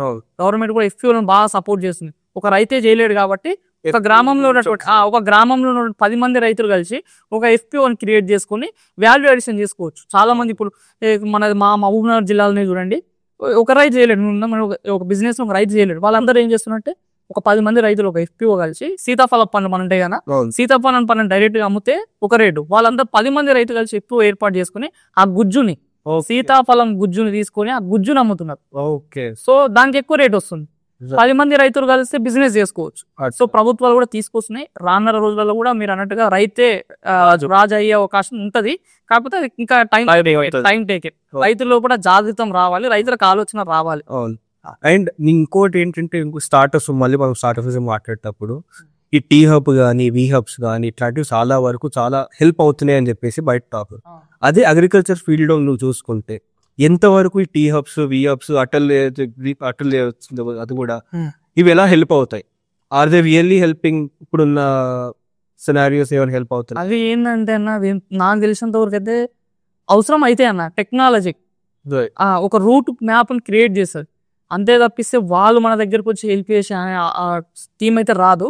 ఈ వేలో పోండి, ఈ వేలో పోతే సక్సెస్ అవుతారు అని ఒక పాత్ క్రియేట్ చేస్తారు. ఏ హబ్ అయినా సరే ఒక పాత్, అంటే ఒక సక్సెస్ కి లేకపోతే ఒక ఇన్నోవేషన్ కి అది ఒక పాత్ వరకు మాత్రమే, ఒక పేపర్ లో ఉన్నటువంటి డిజిట్స్ మాత్రమే వాళ్ళు. కానీ బ్యాక్ ఎండ్ లో మాత్రం 100% మనం వర్క్ చేయాలి, మన హార్డ్ వర్క్ చేయాలి, మన టెక్నాలజీ, మన మైండ్ సెట్, ఆలోచన విధానంతో సక్సెస్ అవుతుంది అన్న. అండ్ ఇంకోటి వచ్చేసి ఏది డైరీ ఫార్మ్ కానీ లేకపోతే ఎపికల్చర్ కానీ వీటిలలో ఏదో లైఫ్ స్టాక్ మీద చాలా మంది చూపిస్తాయి బెనిఫిట్ కానీ ఇంట్రెస్ట్ చూపిస్తున్నారు. అదే నువ్వు చెప్పినట్టు వెజిటబుల్ ఫార్మింగ్ అయితే హై ప్రాఫిట్స్ ఉంటాయో అక్కడ ఎందుకు చూపించట్లేదు? ఈ లైఫ్ స్టాక్ మీద ఎందుకు చూపిస్తున్నారు చాలా మంది? లైఫ్ స్టాక్ మీద ఎందుకు చూపిస్తున్నారు అంటే, మీరు ఫర్ ఎగ్జాంపుల్ పాలే తీసుకున్నా, ఈ రోజు మన హైదరాబాద్ సిటీలో పాలు కావాలంటే ఎన్నో డైరీ ఫార్మ్ ఇంకా స్కేర్సిటీ ఉంది. ఇప్పుడు మీరు చూడండి, మొత్తం మనం చాలా వరకు మనం తాగే ఒక కంపెనీ అని చెప్పాను, చాలా వరకు మనం తాగే పాలు అనేది రియల్ పాలు కాదన్న. అవన్నీ చాలా వరకు కెమికల్ తోటి తయారైనటువంటి పాలు మనం చాలా వరకు తాగుతున్నాం. ఒక ఫ్లేవర్ని యాడ్ చేసి మనం నిత్యం చూస్తున్నాం, యూరియా వేసి కూడా పాలను తయారు గుర్తుపట్టలేని పరిస్థితి. ఇంతమంది జనాభాకి అంత పాలు ఇచ్చేటువంటి కెపాసిటీ గల యూనిట్స్ లేవు. ఈ డైరీ రంగంలో చాలా రకాల ప్రాఫిట్స్ ఉన్నాయి. కాకపోతే డైరీ ఫార్మింగ్ అంటే మీరు కూరగాయల కన్నా డైరీ ఫార్మ్ కి ఎందుకు ఇంట్రెస్ట్ చూపిస్తారంటే, అందులో సక్సెస్ అయితే మంచి రేట్స్ ఉన్నాయి, పాలకి మంచి డిమాండ్ ఉంది కాబట్టి ఖచ్చితంగా ఎవరైతే డైరీ ఫార్మ్ చేస్తారో వాళ్ళకి సక్సెస్ ఉన్నాయి. కాకపోతే ఇక్కడ ఉన్నటువంటి ప్రాబ్లం ఏంటంటే, dairy farm is not simple thing. ఇంతకుముందు నేను చెప్పిన డైరీ ఫార్మ్ ఎవరైతే పెట్టిరో ఆ డైరీ ఫార్మ్ యాజమాని అక్కడ ఉండాలి. డైరీ ఫార్మ్ పెట్టిన తర్వాత కంపల్సరీ ఆ బీహార్ వాళ్ళని, ఆ ఛత్తీస్గఢ్ వాళ్ళని తీసుకొచ్చి ఆ లేబర్ లాగా పెట్టుకుంటారు. వాళ్ళు అంత ఈజీగా ఉండరు. నువ్వు జీతం ఇచ్చినంత వరకే వాళ్ళు ఎంత పని చేయాలో అంత పని చేస్తారు. వానికి ఒకవేళ నచ్చకపోయింది అనుకో, వాడు నైట్ వాడు ఫ్యామిలీని వేసుకుని వెళ్ళిపోతాం. మనకు కూడా తెలియదు. నెక్స్ట్ డే మనం చూసేసరికి మొత్తం పోతాయి. ఆడనేమో బర్రెలు ఒరుతాయి, ఆవులు ఉరుతాయి, మనం తీసుకొని దానికి మేత చేయలేవు. ఇవన్నీ పరిస్థితుల్లో టాస్క్లు ఉంటాయి. దీంట్లో ఇంకోసేపు మనకు అర్థమయ్యేది నాలెడ్జ్. ఎంత బయట నుంచి ఎవరిని తెచ్చుకున్నా కూడా, ఎవరైతే స్టార్ట్అప్ చేస్తారో చెయ్యాలనుకున్నారో వాళ్ళకి నాలెడ్జ్ లేకపోతే ఎంత ఏం చేసినా కూడా చాలా మంది ఇదే అన్న. అవును, డైరీ ఫార్మ్ వీడియో తీసా, ఈ ఒక రైతు 10 ఆవులు తెచ్చి 10 బర్రెలు తెచ్చి 2 కోట్లు సంపాదించండి, 10 కోట్లు సంపాదించండి, ట్యాగ్ లైన్ యూట్యూబ్ లో వీడియో తీసి కూడా యూత్ వచ్చేస్తారు ఎమ్మటే. మనకి నాలెడ్జ్ ఎట్లా ఏముండదు, ఆ పాలు వినడం తెలియదు, దానికి ఏ దాని వేయాలి, ఏం ఫాడర్ ఇవ్వాలి అనేది కూడా తెలియదు. వచ్చేస్తారు, పెడతారు, అలా ఏం నాలెడ్జ్ లేక ఫెయిల్ అయ్యేటోళ్ళు కూడా ఉన్నారు. కాబట్టి ఫస్ట్ ఎవరైనా డైరీ రంగం రావాలంటే ఫస్ట్ విజిట్ చేయాలి ఫార్మర్స్ ని, సక్సెస్ అయిన ఫార్మర్స్ ని విజిట్ చేయాలి. నేను కూడా నాలెడ్జ్ నేర్చుకోవాలి, నేను కూడా సిగ్గుపడకుండా పని చేస్తున్నటువంటి ఆలోచన వస్తే డైరీ ఫార్మ్స్ అనేవి సక్సెస్ అవుతాయి. ఓకే. సో శివ, నువ్వు చెప్పినట్టు నీ టఫెస్ట్ లైఫ్ లో ఫేస్ చేసావు అయితే ఆర్గన్ డొనేషన్, లివర్ ఆర్గనైజేషన్. అసలు ఆ డెసిజన్ ఎలా తీసుకోవాలనిపించింది? ఎందుకంటే చాలా మంది నీ ఏజ్ లో పర్టికులర్లీ చాలా మంది భయపడతారు. భయపడిన పక్కన పెట్టినా కూడా ఎలా చెయ్యాలి అనే థాట్ కూడా రాదు. ఆ స్టేజ్ నువ్వెందుకు ఆ డిసిజన్ తీసుకోవాల్సి వచ్చింది? అన్న, ఇప్పుడున్న సొసైటీలో రక్తం ఇవ్వడానికి కూడా ఆలోచించే వ్యక్తులు చాలా మంది ఉన్నారు. నేను తప్పు పట్టట్లేను, కాబట్టి అట్లాంటి సిచ్యువేషన్ ఉంది మన పరిస్థితి. అయితే నేనేం చేసిన అంటే నేను తప్పు పడ్డం కన్నా ఏమైపోయిందంటే ఆలోచిస్తారు ఇవాళ వస్తా వస్తే నాకేమైనా అవుతుందా, ఎగ్జాక్ట్లీ నా ఫ్యూచర్ ఏంది, ఒకవేళ కళ్ళు కింద పడితే ఏంది అని ఆలోచిస్తారు. అయితే నాకేంటంటే నేను సోషల్ సర్వీస్ అన్న నా లైఫ్ నా జర్నీ సక్సెస్ గా ప్రధాన కారణం ఏంటంటే సోషల్ సర్వీస్. RSS రాష్ట్రీయ స్వయం సేవక్ సంఘంలో నేను 5వ తరగతిలో చేరి వివేకానందుని ఇన్స్పిరేషన్ తీసుకొని అనేక రకాల సేవా కార్యక్రమాలు చేసేదన్న. ఈ రోజు దేశ ప్రధాని నరేంద్ర మోడీ గారు కూడా RSS లోనే దేశ ప్రధాని దాకా పోయావు. అట్లాంటి RSS లో నేను జాయిన్ అయినా. 5th క్లాస్ ఉన్నాయి, 5th to 10th క్లాస్ వరకు నేను ప్రతి RSS కార్యక్రమంలో పాల్గొనేది. అక్కడ నేను నేర్చుకున్నాను దేశం కోసం మనం ఏదన్నా చేయాలి, దేశం కోసం ధర్మం కొరకు ఉపయోగపడని ధనము శరీరం ఇంత పెరిగినా కూడా. కాబట్టి దేశానికి ఉపయోగపడని నీ దగ్గర కోట్లు ఉంటేంది, 10 మందికి ఉపయోగపడని నీ దగ్గర శరీరము గట్స్ 6 packs ఉంటే ఎందుకు? సో నాకు ఆలోచన ఎప్పుడు ఉండేది, నేను సేవా కార్యక్రమంలో భాగంగా నేను ఏం చేసిన అంటే రెగ్యులర్ గా అవయదానం చేయండి. ప్రతి ఒక్క మనిషి అందరు కోట్లు సంపాదిస్తున్నా కానీ అల్టిమేట్ గా చచ్చిపోవడం పక్కాన. అది మర్చిపోయి మనం కోట్లు సంపాదించిన టార్గెట్ అదైనా లైఫ్ అనుకుంటాం. చచ్చిపోయిన తర్వాత కూడా మనం మట్టిలో కలిసి పడేయడం కన్నా, చనిపోయిన తర్వాత మన శరీరాన్ని మట్టిలో కలిపే కన్నా చనిపోతూ కూడా 9 మందిని బతికివచ్చు అన్న మన అవయవాల ద్వారా. చనిపోయిన తర్వాత కూడా అందరికి తెలిసినది త్యాగ అవుతుంది. సో అట్లా నేను ఏం చేసిన అంటే సేవాకరంగా మా కల్వకుర్తి మా విలేజ్లలో నేను ఏం చేసిన అంటే అవేర్నెస్ క్యాంపులు పెట్టేది. మీ చనిపోయిన తర్వాత మీ అవయవాలు ఇవ్వచ్చు అని తెలంగాణ ప్రభుత్వమైనటువంటి జీవనంతో మేము అనుబంధం అయ్యి రిజిస్ట్రేషన్స్ చేయించేది, కొంతమందితో ప్రతిజ్ఞ చేయించేది, ఇట్లా చేస్తుంటుండే. అనుకోకుండా నా లైఫ్ లో ఏమైందంటే 2021 కోవిడ్ టైంలో మా బావగారికి అన్న మా ఇంట్లో మా సొంత బావ, నేను చిన్న ఉన్నప్పుడే మా మదర్ ఫాదర్ చనిపోయారన్న. మా మదరు ఫాదరు అన్న మొత్తం ముగ్గురు చనిపోయారు. మొత్తం నాళ్ళ పాళ్ళ మొత్తం మా బావగారు చూసుకో, మా అక్క బావ ఇద్దరే. అయితే అనుకోకుండా మా బావగారికి జాండీస్ వచ్చేసి అది చూసుకోకుండా ఆ జాండీస్ ఉధృతి వెళ్ళి లివర్ మీద ఎఫెక్ట్ పడి ఆయన లివర్ డ్యామేజ్ అయిపోయింది అన్న. అప్పుడు ఆయనకి లివర్ ఎవరైనా డొనేట్ చేస్తే తప్ప ఆయన బతకని పరిస్థితి. అల్టిమేట్గా లివర్ ఎవరైనా ఇవ్వాలంటే ఫస్ట్ ఫ్యామిలీ మెంబర్స్ ఇవ్వాలి, మా అక్క ఇవ్వాలి. మా అక్క భయపడుతుంది ఇవ్వలేని పరిస్థితి. తర్వాత పిల్లలు ఇవ్వాలి, పిల్లలు 18 years ఎబో ఉండాలి, 18 years ఎబో లేవు. సో నేను అప్పుడు నాకు ఒకటే థాట్ వచ్చింది, అరే నేను నా సేవా కార్యక్రమంలో భాగంగా నేనే అవయవదానం డొనేట్ చేయండి చనిపోయిన తర్వాత అని నేనే అవేర్నెస్ చేస్తున్నా. ఇప్పుడు నాకు టైం వచ్చింది, నేను ఇచ్చి నిరూపించాలి. చచ్చిపోయినాక తర్వాత కాదు, ముందే బతుకుండి చూపించాలి. వివేకానంద మాట ఇంతకుముందు చెప్పినట్టు దేశానికి ధర్మానికి ఉపయోగపడిన ధనము శరీరం ఎంత వెళ్ళినా వృధా. కాబట్టి నా కాన్సెప్ట్ సొసైటీ కోసం పనిచేయాలి. రెండోది, ఇప్పుడు ఒకవేళ ఎవరు ఇవ్వకపోతే మా బావ ఒకవేళ చనిపోతే నేను ఇబ్బంది పడతాయి. అంటే చిన్న ఉన్నప్పటి నుంచి మా అమ్మా నాన్న లేకపోతే ఆ తల్లిదండ్రులు లేనటువంటి పరిస్థితి ఏ విధంగా ఉందో చూసిన. ఇప్పుడు మా బావకి ఏమన్నా అయితే 2 పిల్లలు అనాథలాగా ఇబ్బంది పడతారు, మా అక్క ఇబ్బంది పడుతుంది. ఇవన్నీ ఆలోచించి ఒకవేళ నీ స్టెప్ ఫార్వర్డ్ చేసి బతికిస్తే 5 మంది సెట్ అవుతాం. మా అక్క, పిల్లలు, నేను, మళ్ళీ మా బావ 5 మంది సెట్ అవుతామన్న ఆలోచనతోటి ఆ రోజు నేను స్టెప్ ఫార్వర్డ్ చేసి నా బాడీలో ఉన్నటువంటి 70% లివర్, దాదాపు 15-18 గంటల సర్జరీ, దాదాపు మన చెస్ట్ మీద దాదాపు 50 పైగా కుట్లు, ఇవన్నీ జరిగి నా లివర్ డొనేట్ చేసి మా బావగారి ప్రాణాన్ని కాపాడుకోవడం జరిగింది. ఇప్పుడు నేను హెల్తీగా ఉన్నా. ఎంతో మందికి నేను చెప్తున్నా, చాలా మంది తల్లిదండ్రులు హాస్పిటల్లో నేను ఇచ్చేటప్పుడు చూసిన సొంత తల్లిదండ్రులు కూడా అవయవాలు ఖరాబ్ అయితే, లివర్లు ఖరాబ్ అయితే పరిస్థితి లేరు. చాలా మంది ఇబ్బంది పడ్డారు. చాలా మంది నా కళ్ళ ముందర చనిపోయిన వాళ్ళు కూడా ఉన్నారు. నేను వాళ్ళందరికి మెసేజ్ చేయాలి, అవయవదానం చేస్తే, బతికి ఉండి కూడా చేస్తే ఖచ్చితంగా ఇంకో మనిషిని బతికించుకోవచ్చు. మన లైఫ్ కాదు 9 మందిని బతికించుకోవచ్చు. బతుకుతూ కూడా ఎంతో మందికి మనం ఆదర్శంగా నిలవచ్చు అనే కాన్సెప్ట్ తోని ఆ రోజు లివర్ ఇచ్చిన. నేను ఇప్పుడు అదొక నేను చేసిన అత్యుత్తమ సేవ. అంటే చాలా పెద్ద ఇన్స్పిరేషన్. ఎందుకంటే నీ ఏజ్ లో ఇప్పుడున్న యూత్ ని కానీ మనం ఇప్పుడున్న జనాలను చూసుకుంటే నీ ఏజ్ లో కానీ సరే 20 to 25 or 30 మధ్య జనాలు చాలా వరకు ఏంటంటే పార్టీస్ చేసుకోవాలి, మనీ అని చెప్పేసి చాలా వరకు వేరే వాటిలలో టైం వేస్ట్ చేసి డ్రగ్స్ ఫర్ సపోజ్ డ్రగ్స్ అనేది కూడా చాలా పెద్ద ఇష్యూ అయిపోయింది. యూత్ లో ఎంతో % డ్రగ్స్ వల్ల చాలా మంది చెడిపోతున్నారు, చెడు హ్యాబిట్స్ కి మారుతున్నారు, చాలా మంది లాస్ అవుతున్నారు, పేరెంట్స్ నుంచి దూరం అయిపోతున్నారు. దాని గురించి నువ్వేం చెప్తావు వాళ్ళకి? నేను ఫస్ట్ అందరికి యూత్ కి చేతులు జోడించి చెప్పాలనుకుంటున్నా, డ్రగ్స్ కి దయచేసి అలవాటు పడకండి. ఎందుకంటేనా 2014 కన్నా ముందు మన దేశంలో డ్రగ్స్ అనేటువంటి అంత పెద్దగా లేవు, అది స్వీకరించిన యూత్ లేరన్న. 2014 తర్వాత మీరు చూడండి, మన దేశం అనేది ఆటోమేటిక్ గా digital India step by step పెరుగుతూ వచ్చింది. ఈ రోజు 2025 వచ్చేసరికి నరేంద్ర మోడీ గారు కూడా చెప్తున్నారు వికసిత్ భారత్ 2047 వరకు దేశాన్ని మార్చాలని చెప్పి. ఈ సందర్భంలో మన దేశం రోజు పెరుగుతున్న సందర్భంలో ప్రాఖ్యాత దేశాలు మీరు చూడండి, వేరే దేశాలు మన ఇండియా వైపు చూస్తున్నాయి. ఎందుకంటే youth is the back bone. ఈ యూత్ ఇండియాలో ఎక్కువ జనాభా యూత్ ఉన్నారు. ఈ యూత్ ని గిట్ట ఖరాబ్ చేస్తే ఖచ్చితంగా ఇండియా డౌన్ అయిపోతుంది అని వాళ్ళు ఏం చేశారంటే మన దేశాలకి 2014 తర్వాత విపరీతంగా డ్రగ్స్ ని సరఫరా చేయడం. ఇది వేరే దేశాలు మన దేశం పైన చేస్తున్న కుట్ర. ఇది మన యూత్ అనేది వాళ్ళు గమనించక ఎంజాయ్ కోసము అది డ్రగ్స్ తీసుకుంటే కిక్ వస్తుందనే ఆలోచనతోటి అనుకోకుండానే తెలియదు ఇంకొకరిని చూసి ఇట్లా స్టెప్ బై స్టెప్ కొలాప్స్ అయిపోతారు. ఇట్లనే మన యూత్ కానీ ఇదే ఇంకొక 10 సంవత్సరాలు డ్రగ్స్ కి బానిస అయిపోయి మాదక ద్రవ్యాలకి బానిస అయిపోతే 2035 వచ్చేసరికి మన భారతదేశం అనేది ఇంకా మళ్ళీ ఇంకా ఉండదన్న మనం కూడా ఇక పనికిరాని ఒక చిన్న దేశంలాగా మారిపోవాల్సి వస్తుంది. మనం కూడా అడుక్కునే పరిస్థితి వస్తుంది. కాబట్టి యూత్ కి నేను చెప్తున్నా, దయచేసి చిన్న చిన్న సంతోషాల కొరకు ఈ 20 to 30 years మీరు అన్నట్టు ఇంతకు ముందు ఆ 20 to 30 years అనేది సక్సెస్ కావాల్సిన ఏజ్ అన్న. ఇప్పుడు ఇదంతా 20 to 30 years ఉన్న వాళ్ళు డ్రగ్స్ కి అలవాటు అయిపోయి 30 years వచ్చిన తర్వాత అప్పుడు ఆలోచిస్తారు, అరే నీ అమ్మ నేను ఇప్పుడు నీ పెళ్లి చేసుకోవాలి, నన్ను ఎవరైనా చేసుకోవాలి, నాకు ఏదైనా ఉద్యోగం కావాలి. అప్పుడు ఏం రాదు, ఎందుకంటే మన ఆల్రెడీ డ్రగ్స్ కి అలవాటు అయిపోయి మన లైఫ్ కొలాప్స్ అయిపోతుంది. 10 ఏళ్ళు టైం వేస్ట్ చేస్తున్న తర్వాత 10,000 కూడా సంపాదించిన పరిస్థితి అయిపోతారు డ్రగ్స్ కి అలవాటు అయిపోయిన వాళ్ళు. అప్పుడు వస్తుంది వాళ్ళ అరే నీ అమ్మ నేను డ్రగ్స్ తీసుకొని తప్పు పని చేసిన. ఇప్పుడు డ్రగ్స్ తీసుకున్న వాళ్ళ పరిస్థితి కూడా మీరు చూడండి, మైండ్ లో మెంటాలిటీ అందరికి అలవాటు అయిపోయి బయటికి రావాలని చూస్తారు కానీ రాలేకపోతారు. వాళ్ళు కూడా తీసుకున్న వాళ్ళకి కూడా ఇంట్రెస్ట్ లేదు. కాబట్టి తీసుకున్న ఆలోచన వాళ్ళకి అర్థం చేసుకోండి, తీసుకున్న వాళ్ళకే అందులోకి వెళ్ళి బయటికి రావాలనే ఆవేదనతో ఉన్నారు కానీ రాలేకపోతారు. కాబట్టి ఇది గమనించాలి. ఇంట్లో కూడా చాలా వరకు ఫ్యామిలీ సపోర్ట్ కానీ లేకపోతే వాళ్ళ పక్కన సరౌండింగ్స్ కానీ చాలా ఇంపార్టెంట్. సో ఆ సరౌండింగ్స్ నుంచి కానీ ఆ ఫ్యామిలీ సపోర్ట్ కానీ చాలా వరకు మిస్ అవుతుందని చెప్పేసి కొంతమంది చెప్పడం కానీ, లేకపోతే చాలా మంది అవ్వట్లేదు అని చెప్పేసి రావట్లేదు అని చెప్పేసి కొంతమంది. దాని గురించి నువ్వేం చెప్తావు అన్న? మీరు చూడండి అన్న, ఫ్యామిలీస్ కూడా చాలా చేంజెస్ అయిపోయినాయండి.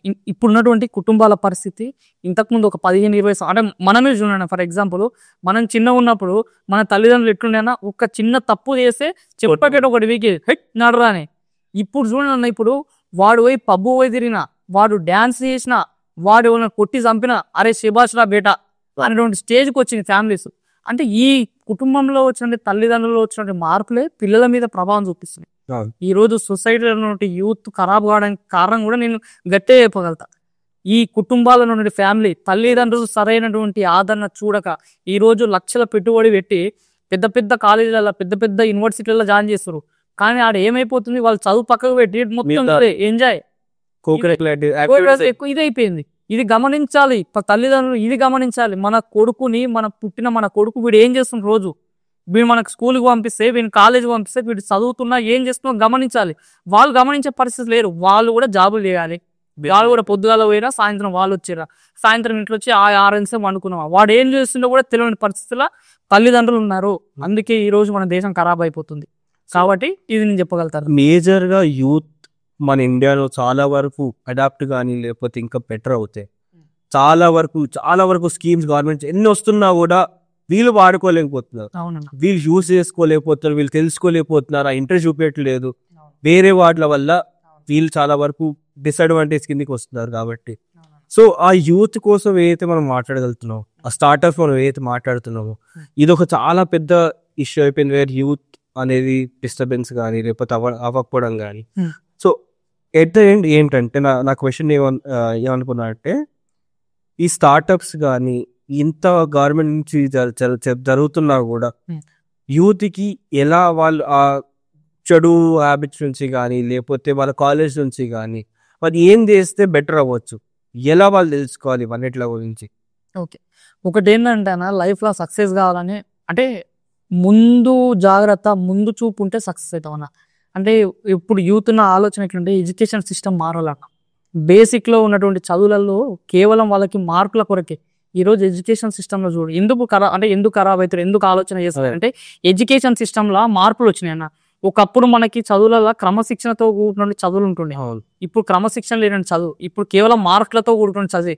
ఈ రోజు కాలేజీకి పోతే, యూనివర్సిటీకి పోతే ఎగ్జామ్లే వాళ్ళ టార్గెట్, వాళ్ళకి 100/100 టార్గెట్, వాళ్ళకి జీపీలే టార్గెట్. కానీ వాని లోపల క్రమశిక్షణ, వాడు ఫ్యూచర్లో ఏం చేయాలి, వానికి ఫ్యూచర్లో ఏం చేస్తే సక్సెస్ అవుతాం, వాడు ఫ్యూచర్లో 10 మందికి ఉపయోగపడాలంటే ఏం చేయాలి, అవి నేర్పుతలేవు.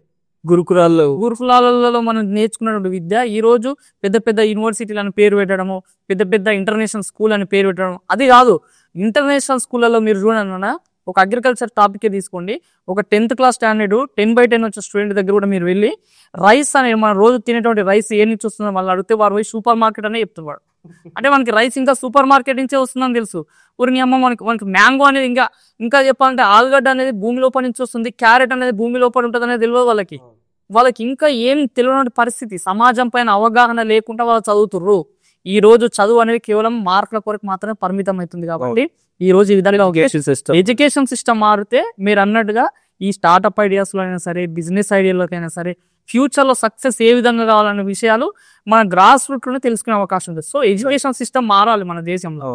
అండ్ అదే ఇంకో సైడ్ చూసుకుంటే ఎంత ఎడ్యుకేషన్ సిస్టమ్ గురించి కానీ వేరే సెవెరల్ ఆస్పెక్ట్స్ మాట్లాడుకున్నా కూడా ఇప్పటికీ కూడా చాలా మంది యంగ్ ఆంటర్ప్రినర్స్ కానీ లైక్ 15 years ఏజ్ వాళ్ళు కానీ పవర్ ఏజ్ వాళ్ళు స్టార్ట్అప్ చేయడం కానీ లేకపోతే రైతు దగ్గర వాళ్ళు పోయి చేయడం కానీ చాలా వరకు ఇప్పుడు కూడా ఉన్నాయి. కొంచెం వాళ్ళు ఏం డిఫరెంట్ చేస్తున్నారు, వీళ్ళేం చేయలేకపోతున్నారు. వీళ్ళకి ఏంటంటే ఆ ఆస్పిరేషన్ కానీ లేకపోతే ఆ ఇన్స్పిరేషన్ ఉంటుంది, చెయ్యాలి ఆ ఫ్యూచర్ థాట్ నువ్వు ఏదో చెప్పినావు అది వీళ్ళకి ఎలా వస్తుంది, వీళ్ళకి ఎందుకు రావట్లేదు నువ్వు ఏమనుకుంటున్నావు? ఓపిక ఉండాలి. ఇప్పుడున్న యూత్ లో ఓపిక కోల్పోయినామన్నా. ఒక్కసారి ఒక దెబ్బ పడిందంటే ఇది వేస్ట్, ఇది నేను చెయ్యలేను అని బ్యాక్ ఎండ్ వేస్తూ. కానీ ఏదైనా సరే అన్న కష్టపడాలి. ఏ సక్సెస్ కైనా సరే 100 రకాల ఇబ్బందులు ఉంటాయి. ఈ రోజు నేను నీ దగ్గర మనం కూర్చొని ఇంటర్వ్యూ చేస్తానంటే నేను ఎన్నో ఇబ్బందులు పడే నేను ఈ స్టేజ్కి వచ్చిన. కాబట్టి ఎక్కడైతే ఇప్పుడున్న యూత్ ఏదైనా బిజినెస్ అనేది స్టార్ట్అప్ చేయాలంటే ఫెయిల్ అవుతారు అంటే వాళ్ళు ఒక్క ఫెయిల్యూర్ వచ్చేసరికి పక్కకు సరిపోతారు. సరే ఫెయిల్యూర్ వచ్చింది, ఎందుకు వచ్చింది ఆ ఫెయిల్యూర్, నెక్స్ట్ స్టెప్ ఏం చేయాలి, ఎన్ని ఫెయిల్యూర్స్ వచ్చినా సక్సెస్ అవుతాం అనేటువంటి సంకల్పం ఉంటేనే మనం సక్సెస్ అవుతాం. దానికి చిన్న ఫెయిల్యూర్స్ కి ఇబ్బంది పడదు. దానికి బెస్ట్ ఎగ్జాంపుల్ శివాగిరి క్లినిక్ అనే ఛానల్. శివాగిరి క్లినిక్ ఇన్స్టాగ్రామ్ కానీ లేదా యూట్యూబ్ కానీ అదొక పెద్ద ఎగ్జాంపుల్. నీ కన్సిస్టెన్సీ కానీ నువ్వు ఇంత కంటిన్యూస్ గా పెడుతున్నావు కాబట్టి. సో ఈ జర్నీ ఎలా ఉంది, నీ కాంటెంట్ క్రియేటర్ జర్నీ ఎలా ఉండేది అన్న? నేను ఓపెన్ గా చెప్పాలంటే నేను యూట్యూబ్ ఛానల్ ఈరోజు సక్సెస్ అయినా, ఈ రోజు నేను శివ అనే వ్యక్తి సక్సెస్ అయినా, నేను ఇంకా ఇంతవరకు ఎప్పుడు చెప్పాలన్నా ఫస్ట్ టైం చెప్తున్నా. నాకు 26 years, నేను ఓన్ గా 40 లక్షలు పెట్టి నేను నా సొంతంగా ఇల్లు కట్టినా. 0% బ్యాంక్ లోన్. 26 సంవత్సరాలకి 0% ఒక గవర్నమెంట్ ఆఫీసర్ కూడా బ్యాంక్ లోన్ తీసుకొని ఇల్లు కడుతుంది. నేను బ్యాంక్ లోన్ తీసుకోకుండా 40 లక్షలు పెట్టి నా సొంతంగా ఇల్లు కట్టుకున్నా. ఈ 15 లక్షల రూపాయల కారు కొన్నా. రీసెంట్ ఒక ప్లాట్ కూడా తీసుకున్నా. అంటే ఇది నేనేదో నా గొప్పతనం గురించి నేను సంపాదించని చెప్తలేను. ఒకసారి ఆలోచించండి. అంటే నేను ఎట్లా చేసిన, నేను దీనికి ప్రధాన కారణం ఏంటంటే నాకు యూట్యూబ్ అన్న. యూట్యూబ్ జర్నీలో నేను ఏదో స్కామ్ చేయలేదు, ఇంకేదో చేయలేదు, కష్టపడ్డాను. అంటే నేను ఛానల్ స్టార్ట్ చేసినప్పుడు కూడా నాకు చాలా ఇబ్బందులు ఎదుర్కొన్నా. నువ్వేం చేస్తావు, నువ్వు వీడియోలు తీస్తే చూస్తారా, నీకేం తెలుసా నువ్వు వీడియోలు తీయాలనుకుంటున్నావు అనే ఆలోచనతో చాలా మంది ఎక్కిరిచ్చారు. ఇవన్నీ చూసిన, కానీ నేను ఆగలే. ఎవడేమనుకుంటేంది, నేను చేయగలుగుతా, నా లోపల నాకు ఆ సత్తా ఉందని నమ్మకం నాకు అనిపించింది. కన్సిస్టెన్సీ. ఎవరేమనుకున్నా సరే నేను ఎంత దూరం ఉన్నా సరే ఉరికేది. నాకు అప్పుడు ఏం లేని పరిస్థితి. నేను బస్సులు నార్మల్గా సిటీ బస్సులల్లా, లోకల్ బస్సులల్లా, ట్రైన్ల, జనరల్ దాంట్లో కూడా నేను కూర్చొని తిరిగి ఒక వీడియో తీసుకొని ఆ ప్రాంతంలోకి వెళ్ళి ఆ ఫార్మర్ ఆ చుట్టుపక్కల అన్న కొంచెం ఆ బైక్ పెంచి 2 kilometers దించాను, ఆ నుంచి ఇంకొక బైక్ అట్లా తిరుగుకుంటా నేను వీడియోస్ తీసుకున్నా. ఇప్పుడు కూడా స్టిల్ నేను ఒక్కనే కెమెరా పెట్టుకుంటా, నేను ఎడిటింగ్ చేసుకుంటా, నేను అన్ని సెట్ చేసుకొని దాదాపు 4 to 5 years కష్టపడ్డా. శివ క్లినిక్ అనేటువంటి యూట్యూబ్ ఛానల్ స్టార్ట్ చేసి ఫేస్బుక్, యూట్యూబ్, ఇన్స్టాగ్రామ్ లో కలిపి 5 lakhs followers పెరిగిపోయి దాని వెనుకల నేను ఎన్నో సంవత్సరాలు కష్టపడ్డా. కాబట్టి ఈ రోజు నేను ఒక ఇల్లు, ఒక కారు, నేను ఒక సెటిల్ అయ్యి. సో నీ యూత్ కి ఇచ్చేటువంటి మెసేజ్ కూడా అదే, మీరు కష్టపడండి అబ్బా, కష్టపడండి. ఏజ్ ఇస్ ద ఇంత 20 సంవత్సరాల నుంచి 30 సంవత్సరాలే మనం కష్టపడవు. ఇప్పుడున్న జనరేషన్ లో మనం తినే ఫుడ్ కి మనకి ఎవరికైనా రోగాలు కామన్. 30 సంవత్సరాల తర్వాత కష్టపడే శక్తి మన లోపల ఉండదు. 20 నుంచి 30 సంవత్సరాలు ఎంజాయ్ చేయకండి, కష్టపడండి. ఏదైనా ఒక టార్గెట్ ఎంచుకోండి. ఏదైనా సరే, ఎవరు ఎక్కిరిచ్చినా సరే, ఎవడో ఏమంటుండు, మనల్ని ఎవడో చూస్తుండు, నవ్వుతుండు, నా దగ్గర టాలెంట్ చూపిస్తే 10 మంది నవ్వుతారు, ఎక్కిరిస్తారని ఆలోచన పక్కకు పెట్టండి. నీకు ఏదైతే అది అనిపిస్తుందో చలో చేసేయి, నీ కోసం నువ్వు చేయి, అప్పుడు ఖచ్చితంగా సక్సెస్ అవుతావు. నేను ఒక రోల్ మోడల్ గా చెప్పగలుగుతాను. 100% నువ్వు అందరికీ రోల్ మోడల్. అగ్రికల్చర్ లో కానీ, కాంటెంట్ క్రియేషన్ లో కానీ, నీ కన్సిస్టెన్సీ కానీ, నీ డిసిప్లిన్ కానీ, ఏదో ఇన్ని ఇయర్స్ జర్నీ ఉందో, that is inspiration for many people in majorly India అయితే చూసుకున్నా కూడా. ఎందుకంటే చాలా మంది చెయ్యాలనుకుంటారు, కానీ వాళ్ళు ఏమంటారు, వీళ్ళు ఏమంటారు అని చెప్పేసి ఆగిపోతారు. అండ్ చాలా మందికి ఏంటంటే ఆ ఫ్రూట్ తెలియదు. చాలా మంది అరే నేను 5 ఏళ్ళ తర్వాత నేను చేసిన తర్వాత నాకు ఏం ఫలిస్తుంది తెలియదు. కానీ నువ్వు ఒక ఎగ్జాంపుల్ చాలా మందికి అయినా దట్ ఇల్లు కట్టుకుని సొంత ఇల్లు కట్టుకుని లోన్ లేకుండా ఇల్లు కట్టుకుని అంటే that is great job which have been doing. So ఇంకోటి ఏంటంటే సపోజ్ ఒక నీలాగా ఒక అగ్రికల్చర్ స్టూడెంట్ కానీ లేకపోతే ఒక వేరే కాంటెంట్ క్రియేటర్ కానీ స్టార్ట్ చేయాలనుకుంటే వాళ్ళకి ఇచ్చే నువ్వు ఎగ్జాంపుల్ కానీ వాళ్ళకి ఇచ్చేది ఏంటి? నువ్వు ఒకటే అన్న నేను చేయాలనుకున్న పైన మనము నాలెడ్జ్ మనం ఏదైతే పని చేయాలనుకున్నామో దానిపైన మంచి నాలెడ్జ్, దానిపైన మంచి రీసెర్చ్ చేయండి, దాని మీద సమాచారం తెలుసుకోండి, కష్టపడండి. ఏ పని చేసినా కానీ నేను ఒకటేనా ఎక్స్పెక్ట్ చేసి పని చేద్దాను. ఏదన్నా ఆశించి నువ్వు పని చేసినావంటే అది ఖచ్చితంగా ఫెయిల్ అవుతుంది. నువ్వు ఏది ఆశించవద్దు, అది ఎప్పుడైనా రాని సక్సెస్. నేను దాదాపు 13 years కష్టపడితే ఈ రోజు నేను కూర్చున్నా. సో ఎవరైనా సరే నా నెక్స్ట్ అప్కమింగ్ ఎవరైనా ఏ రంగంలో అయినా సరే మీరు సక్సెస్ కావాలంటే ఏది ఎక్స్పెక్ట్ చేయకుండా కష్టపడండి, హార్డ్ వర్క్ చేయండి. మీరే పెట్టుబడి అనుకోండి, మనం చేసే పనే పెట్టుబడి అనుకొని చేయండి. ఎట్ ద టైం ఒక టైం వస్తుంది, అది 2 సంవత్సరాలు కానీ 5 సంవత్సరాలు కానీ 10 సంవత్సరాలు కానీ ఒక రోజు వస్తుంది, అది ఖచ్చితంగా మిమ్మల్ని ఎక్కడికో తీసుకుపోతుందని చెప్పి 100%. అండ్ ఇంకోటి స్టార్ట్అప్స్ ఆర్డర్ నువ్వు కూడా ఒక ఆర్డర్ ఎలా అంటే నీ యూట్యూబ్ ఛానల్ ఏదైతుందో అదే పెద్ద ప్రోడక్ట్, నువ్వు ఏదైతే చేస్తున్నావు అదే పెద్ద ఇన్వెస్ట్మెంట్. దీంట్లో నీ ఇన్వెస్ట్ ఏముంటే నా ఇన్వెస్ట్మెంట్ నేనే నా ఇన్వెస్ట్మెంట్ అన్న. నా గొంతు, నా మాటలు, నా చేతులు, నా కాళ్ళ ఇన్వెస్ట్మెంట్. నేను ఏం పెట్టుబడి పెట్టలే. ఎగ్జాక్ట్ నేను నా నాలెడ్జ్ని పెట్టుబడిగా పెట్టుకున్నా. నా నాలెడ్జ్, నా టాలెంట్ని పెట్టుబడిగా పెట్టుకున్నా, సక్సెస్ అయినా. సో చాలా వరకు ఏంటంటే నాకు అది లేదు, ఇది లేదు, నా పైసలు ఇస్తలేరు, నాకు చాలా రీజన్స్ ఎత్తుకొని చాలా మంది చాలా పనులు చేయడం ఆపేస్తారు. అవునన్నా. కానీ ఏవైతే ఉన్న వాటితో చేయడము చూడకుండా ఆ ఎక్స్టర్నల్ రీజన్స్ వల్ల ఆపేస్తారు. వాళ్ళకి ఏంటి అసలు మెసేజ్ అన్నా? ఇప్పుడు మీరు అది లేదు ఇది లేదు అంటారు కదా. నేను ఛానల్ స్టార్ట్ చేసినప్పుడు నేను ఇప్పుడు సక్సెస్ కావాలంటే అందరూ ఏమనుకుంటారంటే, ఫర్ ఎగ్జాంపుల్ నా పనులన్నీ చూడండి, ఒక యూట్యూబర్ సక్సెస్ కావాలంటే ఒక కెమెరా కావాలి, ఒక పెద్ద మైకులు కావాలి, లైటింగ్ కావాలి, ఒక ఎడిటర్ కావాలి, ఇవన్నీ అనుకుంటారు. నేనే ఎగ్జాంపుల్, నేను ఇవన్నీ ఏం లేవు. నేను ఫస్ట్ ఒక చిన్న మొబైల్ అనే స్టార్ట్ చేసిన, దాని తర్వాత సక్సెస్ అయ్యాను. ఆ సక్సెస్ వచ్చిన దాన్ని నెక్స్ట్ ఆ సక్సెస్ ఎర్నింగ్స్ నెక్స్ట్ ఇంకెట్లా ఇంప్రూవ్ చేసుకోవాలి. తర్వాత ఎవరైనా ఏదైనా స్టార్టింగ్ బిజినెస్ స్టార్ట్ చేయాలనుకుంటే 100 కోట్లు 1000 కోట్లు పెద్ద కనిపించాల్సిన అవసరం లేదు. నువ్వు స్టార్టింగ్ చేసేది చిన్నగా ఉండాలి, కానీ అందులో గట్టితనం ఉండాలి, అందులో పర్ఫెక్ట్నెస్ ఉండాలి. నువ్వు పెట్టుబడి పెట్టాల్సింది షైనింగ్ లో కాదు, నువ్వు పెట్టుబడి ఇవ్వాల్సింది ఇన్ఫర్మేషన్. నీ టాలెంట్ లో పెట్టుబడి ఉంటే సక్సెస్ అవుతావా. నేను నా ఛానల్ కూడా అంతే, చిన్న ఒక కెమెరా తోటి స్టార్ట్ అయిన నా యూట్యూబ్ ఛానల్. ఇప్పుడు నేను సొంత కెమెరాలో మైకులు కొంచెం మంచిగా క్వాలిటీగా మెయింటైన్ చేస్తున్నా, ఇంకా మంచి ఇన్ఫర్మేషన్ అంటే ఇంకెక్కువ మందికి ఆకర్షణీయంగా ఉండేటట్టు నేను సక్సెస్ అయినా. అండ్ ఇంకోటి, ఫస్ట్ సపోజ్ జనాలు నువ్వు చెప్పగలితే ఇప్పుడు నీ ఎర్నింగ్ ఏంటి, ఎలా సంపాదిస్తున్నావు, ఏమేమి నీ సోర్సెస్ ఆఫ్ ఇన్కమ్ ఏముంది, యూట్యూబ్ నుంచి కానీ ఇన్స్టాగ్రామ్ నుంచి కానీ? ఖచ్చితంగా చెప్తాను, నేను ఓపెన్గా చెప్తా. ఒకటన్నా, నేను ఎప్పుడు కూడా నా లైఫ్లో నేను ఏదైనా ఒక సోషల్ యాక్టివిటీస్ చేద్దామని అదే ఆలోచనతో ఉండే, కోట్లు లక్షలు సంపాదించిన ఆలోచన నాకేం లేకుండే. కాకపోతే నా ఎర్నింగ్ సోర్స్ ప్రధానంగా ఏంటంటే యూట్యూబ్ అన్న. యూట్యూబ్లో నేను వీడియోస్ తీస్తే నాకు యూట్యూబ్ నుంచి వచ్చే రెవెన్యూ 1 యావరేజ్గా 30,000, 35,000, 40,000 మహా అంటే 40,000 లాస్ట్. ఇంకా చెప్పాలంటే 50,000 అన్న. యూట్యూబ్ నుంచి వచ్చే రెవెన్యూ తోటి నేను సస్టైన్ కాలేను. ఆ రెవెన్యూ తోటి నేను వేరే దేశాలు, వేరే ప్రాంతాలు, వేరే రాష్ట్రాలు తిరిగి వీడియోలు తీయలేను.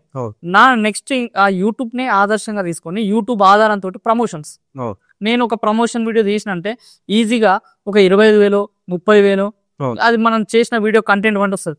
ఇప్పుడు నేను టాప్ ఒక మంచి అగ్రికల్చర్ యూట్యూబర్గా తెలుగులో ఉన్నాను కాబట్టి నాకు ప్రమోషన్స్ తోటి వచ్చిన అమౌంట్, యూట్యూబ్ తోటి వచ్చిన రెవెన్యూ నాకు ప్రధాన రెవెన్యూ అన్నాను. దీంతోనే నేను సక్సెస్ అయినా. ఈ అమౌంట్ యూట్యూబ్ ద్వారా, ఈ సోషల్ మీడియా ప్లాట్ఫామ్స్ ద్వారా నేను ఇచ్చినటువంటి ఇన్ఫర్మేషన్ తోటి వచ్చినటువంటి ప్రమోషన్స్, ఆ యూట్యూబ్ రెవెన్యూ తోటి నేను ఇంతకుముందు చెప్పిన వాటిని సాధించగలిగాను. అండ్ ఎందుకు ఈ క్వశ్చన్ అడిగాను, ఎందుకంటే చాలా మందికి డౌట్ ఉంటుంది, యూట్యూబ్ నుంచి ఇంత చేయొచ్చా, అంత సంపాదించవచ్చా, ఇలా చేయొచ్చా. కానీ తెలియని పాయింట్ ఏంటంటే అదొక పెద్ద జర్నీ. 5 ఏళ్ళ తర్వాత నువ్వు ఈ పొజిషన్, కానీ పెట్టినమ్మంటే లక్షలు రావు. సో ఆ జర్నీ చాలా ఇంపార్టెంట్ అనేది మర్చిపోతారు కొంతమంది. సో దాని గురించి డాడీ. ఇంకోటి ఏంటంటే మనం మేజర్ ఈ సెగ్మెంట్ ఏదైతుందో స్టార్ట్అప్స్ గురించి అయితే మనం మాట్లాడు, ఇంతవరకు మనం డిఫరెంట్ టాపిక్స్ ఏదైతే టచ్ చేసినాం, ఎట్ ద ఎండ్ అవన్నీ మనం తీసుకొచ్చేది యూత్ కానీ ఇవన్నీ చేసేది స్టార్ట్అప్స్, అగ్రికల్చర్ ఫార్మింగ్ కానీ అవన్నీకి. సో వాళ్ళకి అల్టిమేట్ ఒక ఆన్సర్ ఇవ్వాలి, చెయ్యండి అని ఒక ఆన్సర్ ఇవ్వాలి అంటే అదేముంటది? ఏం లేదు, ఏ స్టార్ట్అప్ స్టార్ట్ చేసినా, ఏ బిజినెస్ స్టార్ట్ చేసినా మనం ఫస్ట్ ప్రాపర్గా దాని గురించి తెలుసుకొని, దాని గురించి ఆ సక్సెస్ అయిన వాళ్ళు, ఆ స్టార్ట్అప్ ఉన్నటువంటి స్టార్ట్అప్ తోటి సక్సెస్ అయిన వాళ్ళ దగ్గరికి వెళ్ళి వాళ్ళు ఏం బాధకాలు పడుతున్నారు వాటిని తెలుసుకొని దాన్ని నువ్వు కూడా పడేటట్టు ఉంటే, ప్లస్ దాంతో పాటు నువ్వు ఏదైనా కొత్తగా చేయాలి. నీ దగ్గర కొత్త వాళ్ళు చేస్తున్న పనే కాకుండా నువ్వు దానికి ఇంకేదైనా కొత్త టెక్నాలజీ కొత్త క్రియేటివిటీ చేస్తే ఇప్పుడున్న స్టార్ట్అప్స్ ఏమంటే సక్సెస్ అయితే అన్న. Definitely. Thank you Shiva, thank you so much. Thank you so much. And నువ్వు చాలా మందికి ఇన్స్పిరేషన్, చాలా మందికి ఒక మెసేజ్ ఏదైతే నువ్వు ఇవ్వాలనుకుంటున్నావు 100% పోతూ కంపల్సరీ నువ్వు ఇస్తావు అని నేను కోరుకుంటున్నాను. And that is great which are doing, keep doing. Thank you. So thank you so much.